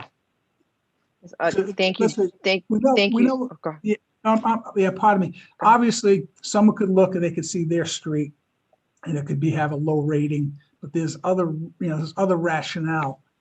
As he mentions also, down the road, there could be some public works, being water or a national grid doing some work in the area and holding off on some streets. So there could be different circumstances why it's not just a pecking order per se. I think he explains that pretty well. Thank you, Director Moretti. And while I'm aware of the hard work that Director Mason puts in and the difficult tasks, ahead of him with a limited pool of money and a lot of streets in need, and that's found throughout not just the city but the state in general. Having this document accessible provides a transparency to dispel concerns of residents, to your point, where they think, well, my road needs it, but there are a variety of factors that need to come into play as to which street is repaired when. Is there further work that's going to be done with utilities? So therefore the repair is to be held off, et cetera. And I appreciate the hard work of the department. I appreciate the memo and I appreciate the response from the administration in follow-up to my request.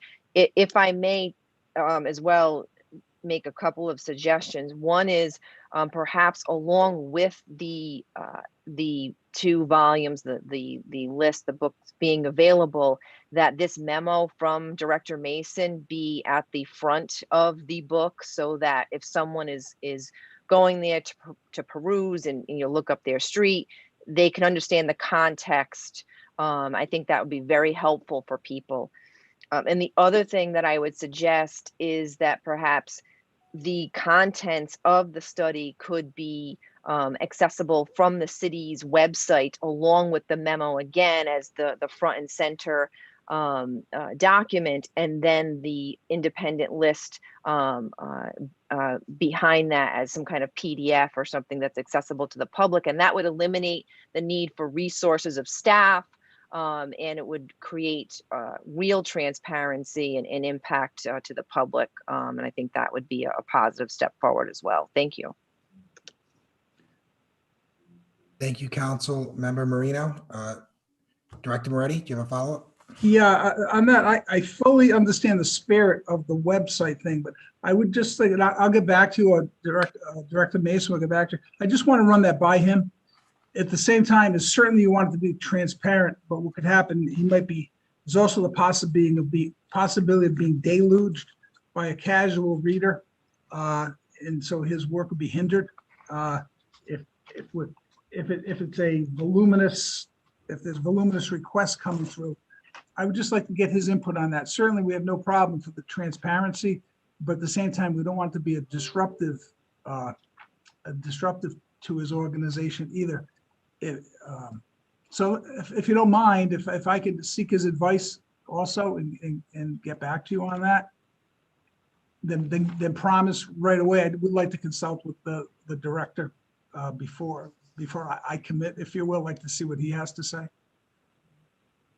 Through the chair, yeah, I welcome input and collaboration, and I certainly respect, like I said, Director Mason's hard work. So I'd welcome that discussion, and hopefully we can come up with a solution. Thanks.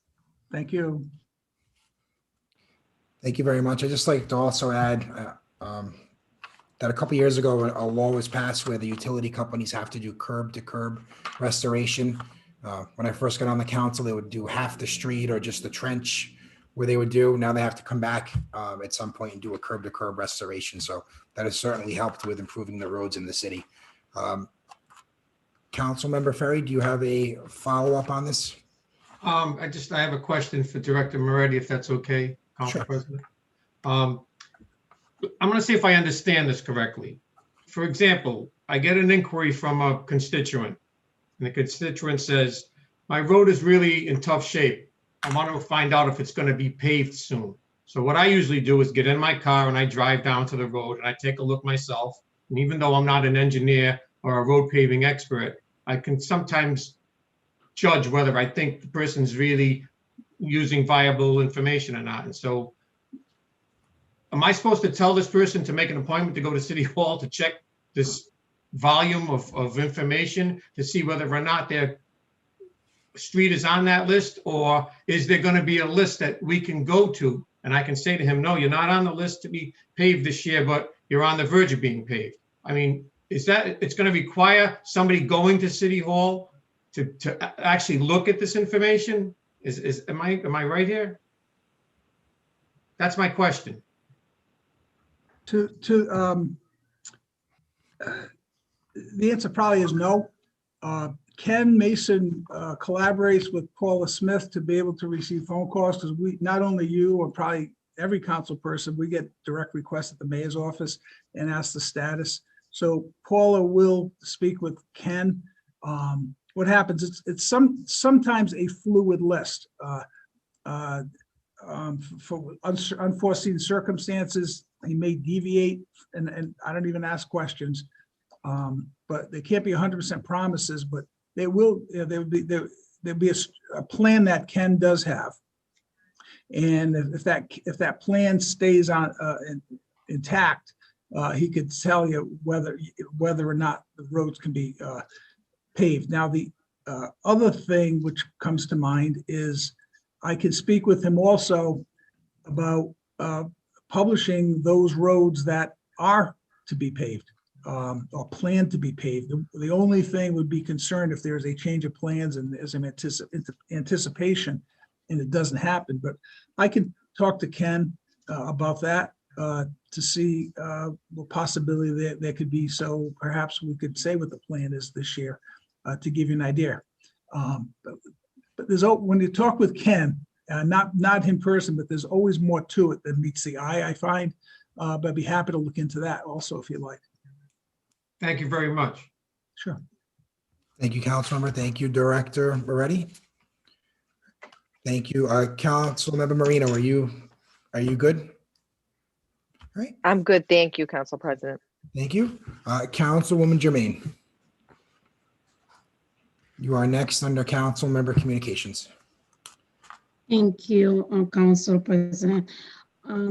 I had a concern that a lot of residents that ways, and I was really bombarded by so many complaints about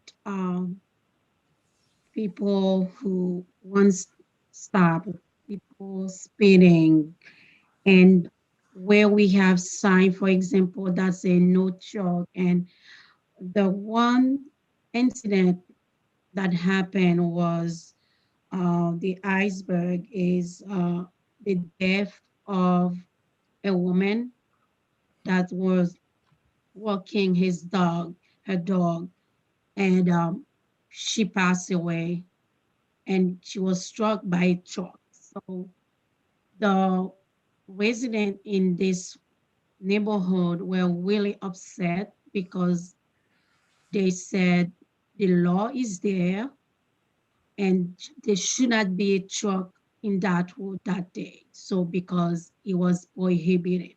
So that's why I would like to have some communication on how we really enforce the law.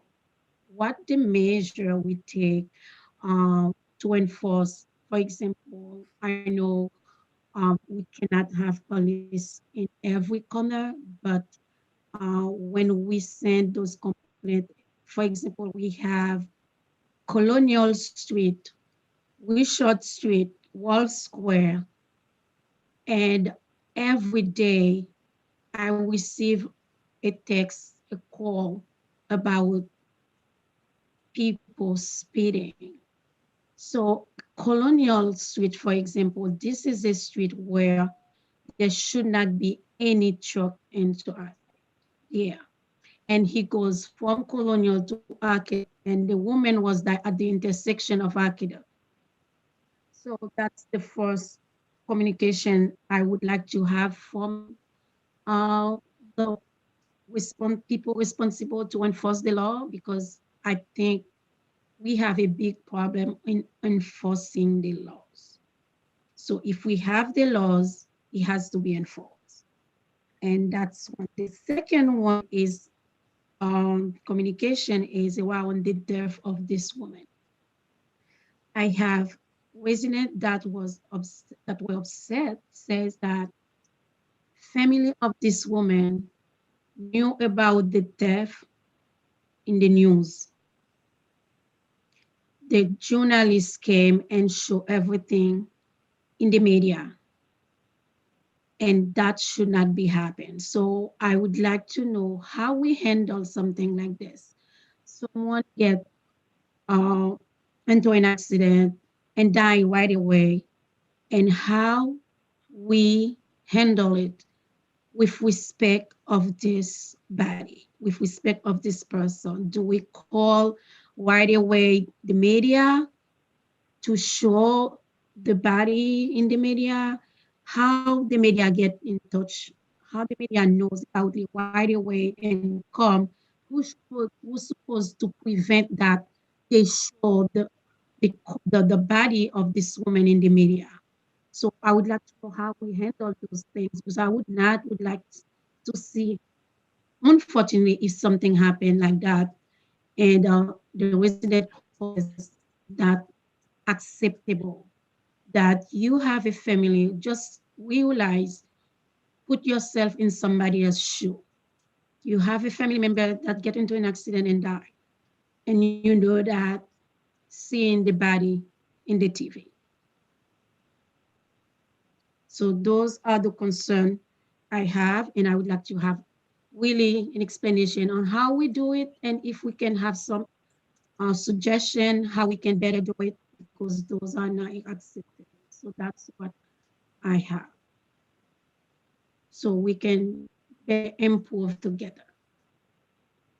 Thank you, Councilmember Jermaine. Director Moretti, I also wanted to let you know that Major Quirk is also on the call if you need his assistance with any of the questions. Yeah, we'll certainly defer to Major Quirk on these unfortunate circumstances, and the mayor's office stands by the police department. So yes, Major Quirk would be a fine representative. Thank you. Major Quirk, can you unmute yourself?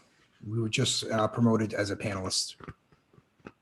Can you hear me now, sir? I can hear you.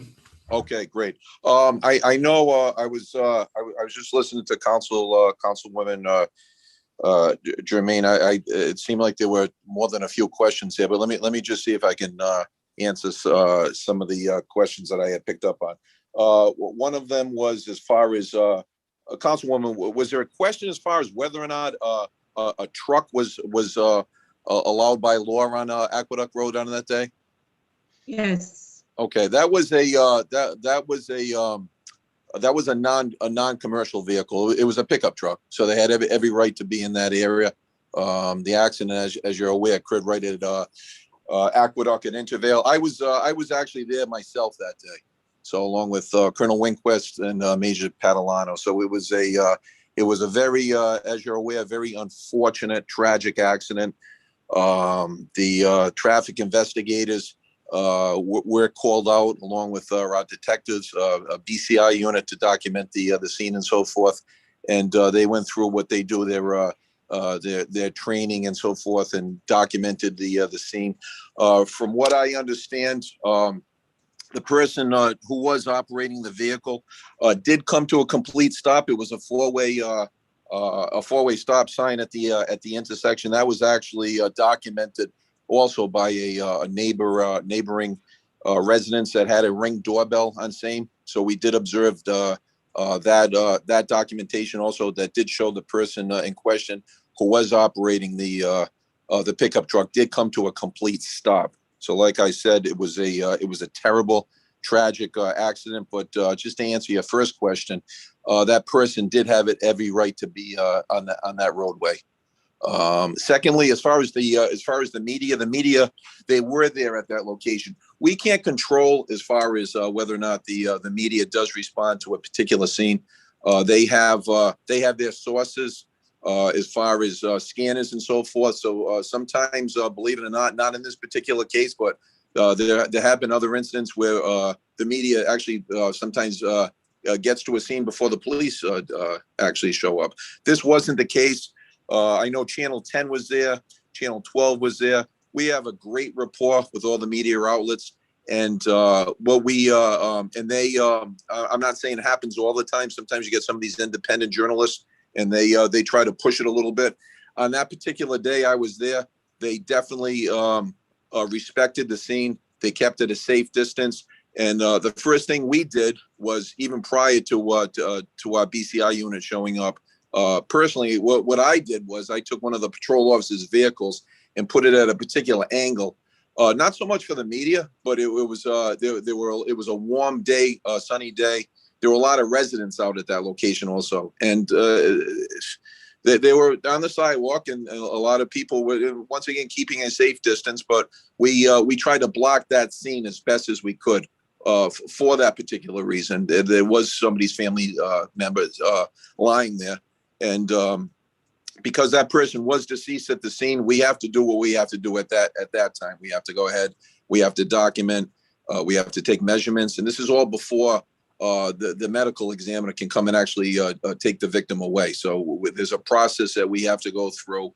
And so we try to go ahead and do the best we can to respect the family members and just neighbors in general, and people just people walking and driving by. So we did have that whole particular area blocked off. There were detours and so forth. But from what I saw, the media was not on top of the scene. They've got they all have the zooms on their cameras and so forth. So maybe it did appear that they were right next to the scene, but they were not. They kept a respectful, safe distance. As far as I know, you had mentioned Colonial Street speeding, Royal Street. I just wanted to say that with the protocol for council members, even prior to this particular council, is so we can streamline the process and have a contact person. We strongly suggest, and I know the city administration, the current and the former, we're in total agreement that if any complaints ought to come in as far as speeding, stop sign violations, anything at all, we suggest that when they're brought to your attention, if the council members can actually reach out to constituent affairs, that being Paula Smith, or I know sometimes Director Moretti will get some phone calls and so forth. And the reason for that is, and I've seen it personally, even before I was promoted, I was the patrol captain. And the problem is if somebody were to call and then it comes to my attention, sometimes, for lack of a better word, to make it lost in the shuffle. If there's one particular contact person at City Hall or two, I know in Paula Smith's case, she'll contact. We've got a lieutenant, Justin Dutra. He is the contact person of any type of calls that come in. And the good part about that is once he gets that call, he'll go ahead and he'll decide where it goes. If it's a speeding complaint, it goes to traffic. If it's something a noise complaint, that usually goes out to a patrol. We have officers with sound meters and so forth. If an animal complaint, he goes right to the shelter. And when they come back with let's say with a speeding complaint, and we'll have traffic or patrol officers out there, and they let's say they set up radar for a couple of weeks, they report back to him, and this way he has hard numbers. He can get back to Paula, and she can go ahead and let if it's a constituent who calls, she usually gets back to the constituent. If it's a council person who calls, she should get back to, and I'm sure she does, gets back to that council person. And this way, like I said, it simplifies the process, and there's not a lot of hands in the pot. So it makes it a lot easier. So we suggest, other than, I know I was reading one of the emails the colonel provided to me as far as you saying that, let me just see if I have it here. You've been bombarded with complaints of safety issues ranging from speeding to vandalism to overnight parking. What I strongly suggest is, if it's an immediate problem, then the best course of action would probably to go ahead and let your constituents know to call the police. I mean, as you're aware, we're 24/7. We don't shut down, so we're here all the time. If it's a vandalism that's in progress, best course of action is call the police department, because we have a better chance of getting that person or persons responsible for the vandalisms while it's occurring. If somebody, let's say in your ward, were to call you, and then you call City Hall, by the time it gets to us, it could be a day or two, and at that point, it'd be tough for us to go ahead and possibly find out who may have been responsible. But a speeding issue, overnight parking, animal complaints. If the constituents happen to call you, I would suggest that you could call Constituent Affairs, even if they call us. I mean, it's not to say we're not going to tell them to call your council person. We will take their complaint, and same thing. It's still forwarded to Lieutenant Dutra, and he follows up, and he does a great job. He's very thorough. I know some of the council people here tonight have dealt with him before, and he's very thorough. He's great at what he does, and like I said, he'll make sure it's followed through. And this way, he has some hard numbers. He can get back to City Hall, and they in turn can give you a call back on that. Thank you, Major. I want to ensure that I send those complaints to Paula. So what I want to really ensure is what happened after, because we still continue to have the same people continue to complain about the same issue. Like, for example, Colonial. I met with two ladies in Colonial, and they've been saying the same thing over and over. For example, for parking, for speeding. And they've been saying that, and I sent this email. So my question is not knowing where to send the request, where to send the complaint. It's knowing now what we do with it, how we enforce it, what has happened after we receive it, because we cannot have like 1 month the same complaint going and you don't see any improvement. So that's why I'm asking communication. I know I have to send the complaint to Paula, so I know that's what I have to do. But when I send it over, now what has happened? Because I still have the same people complaining of the same thing. So that's about enforcing what you do to enforcing those laws. So that's what I want to know. So it's not where I have to do work, the complaint, I know it, but what has been done to enforce it? Do you need more support? Do you need more resources? What's the problem? And we're speaking of Colonial Avenue? Yes. Okay, and just so I understand this correctly, so there's two complaints that are coming in on Colonial. One is speeding, and the other night is overnight parking. I'm sorry. Yes, I'm sorry, I was okay. muted. Yes, okay. Those two complaints come back and forth to me. Okay, all right. Yes, I'll tell you. Colonial particularly.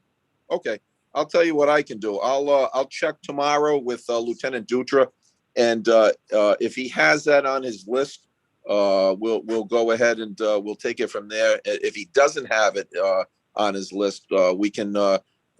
I can assure you that we'll have it on tomorrow. Overnight parking is that will go out to third shift, and with that being said, Also, and this kind of works hand in hand also with the speeding violations. We can put officers on Colonial Avenue to monitor speeding. As you're aware, it's a not a heavily traveled residential road. So with that being said, if we were going to put an officer out there to go ahead and set up some radar, that's all well and good. But if a call does come in, then we have to pull that particular officer off that road.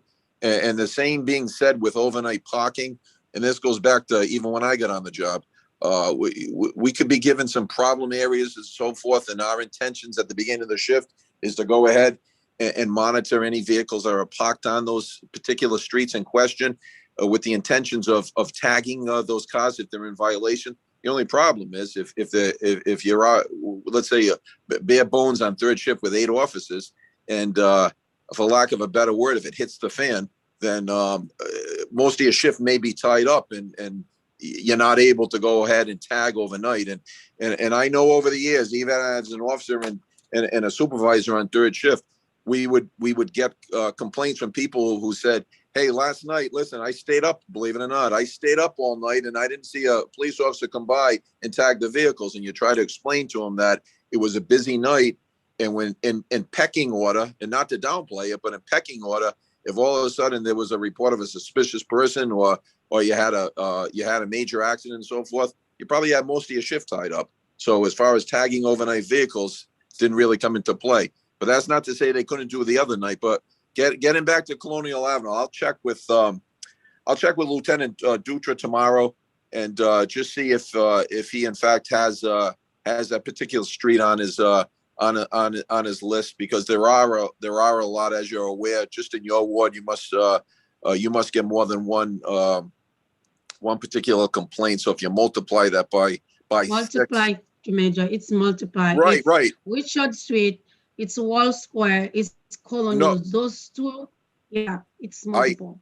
I understand that, and also now if you multiply that by 6, now you're talking numerous complaints that come in for speeding and so forth. And at the end of the day, there's just so much manpower, and we do try our best, and we have a traffic unit, and they're one of their major responsibilities to go out there and to enforce any particular violations and so forth. But like I said, if that probably is the best way to go ahead and handle it. If it's something immediate that needs our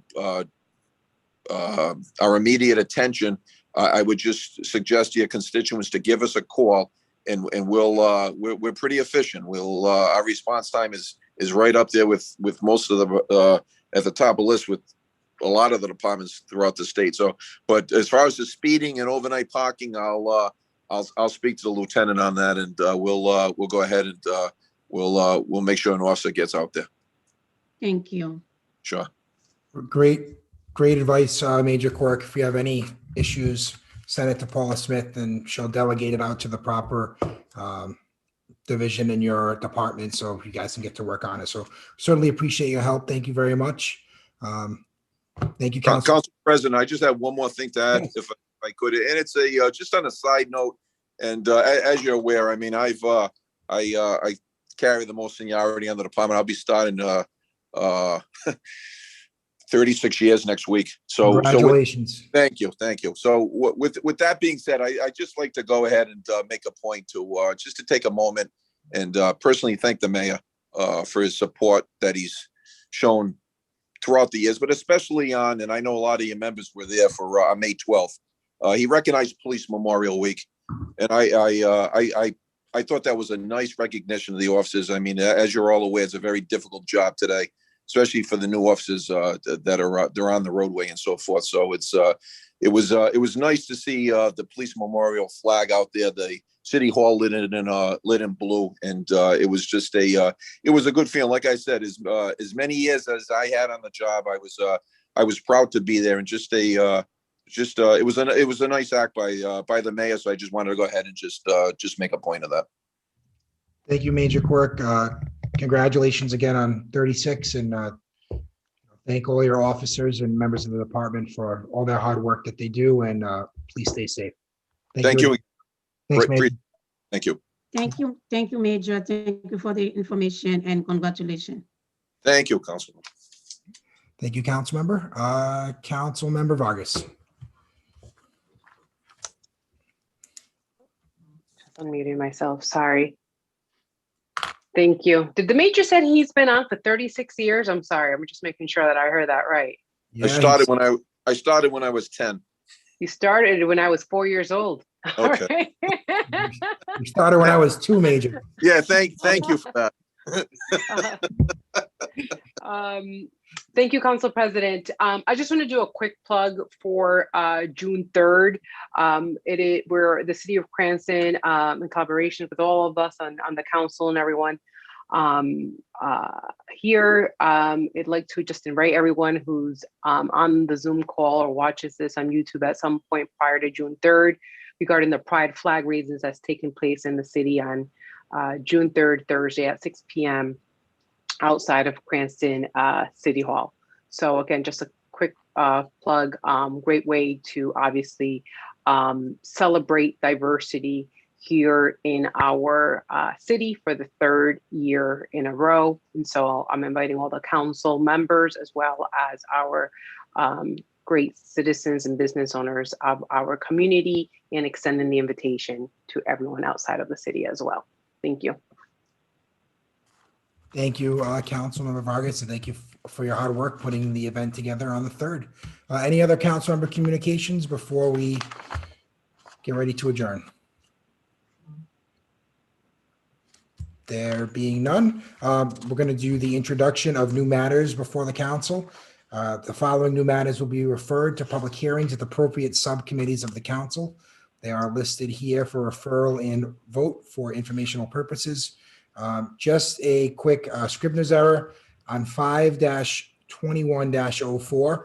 That should be referred to the Public Works Committee, not the Ordinance Committee. I just want to note that for the record, 5-21-04 shall be introduced to the Public Works Committee for a hearing. That being said, I'll entertain a motion to send all of the new matters before the council to the proper committee. So moved. Second. Any discussion? There being none, clerk, please take the roll. Councilwoman Marino, Yes. Councilman Ferry, Yes. Councilwoman Renzulli, Yes. Councilwoman Vargas, Yes. Councilwoman Jermaine, Yes. Councilman Donegan, Yes. Councilman Riley, Yes. Council Vice President Brady, Yes. Council President Paplaskas. Yes, the city council's next regular meeting will be held on June 28th, and that might be in person. Stay tuned. We need to see what the governor's executive order does. That being said, I will entertain a motion to adjourn. So moved. Second. Clerk, will you please take the roll? Councilwoman Marino, Yes. Councilman Ferry, Yes. Councilwoman Renzulli, Yes. Councilwoman Vargas, Yes. Councilwoman Jermaine, Yes. Councilman Donegan, Yes. Councilman Riley, Yes. Council Vice President Brady, Yes. Council President Paplaskas. Yes, thank you, everybody. We are adjourned. Have a great night. Enjoy your week. Good night. Thank you. Bye, Thank you, everybody. guys. Bye.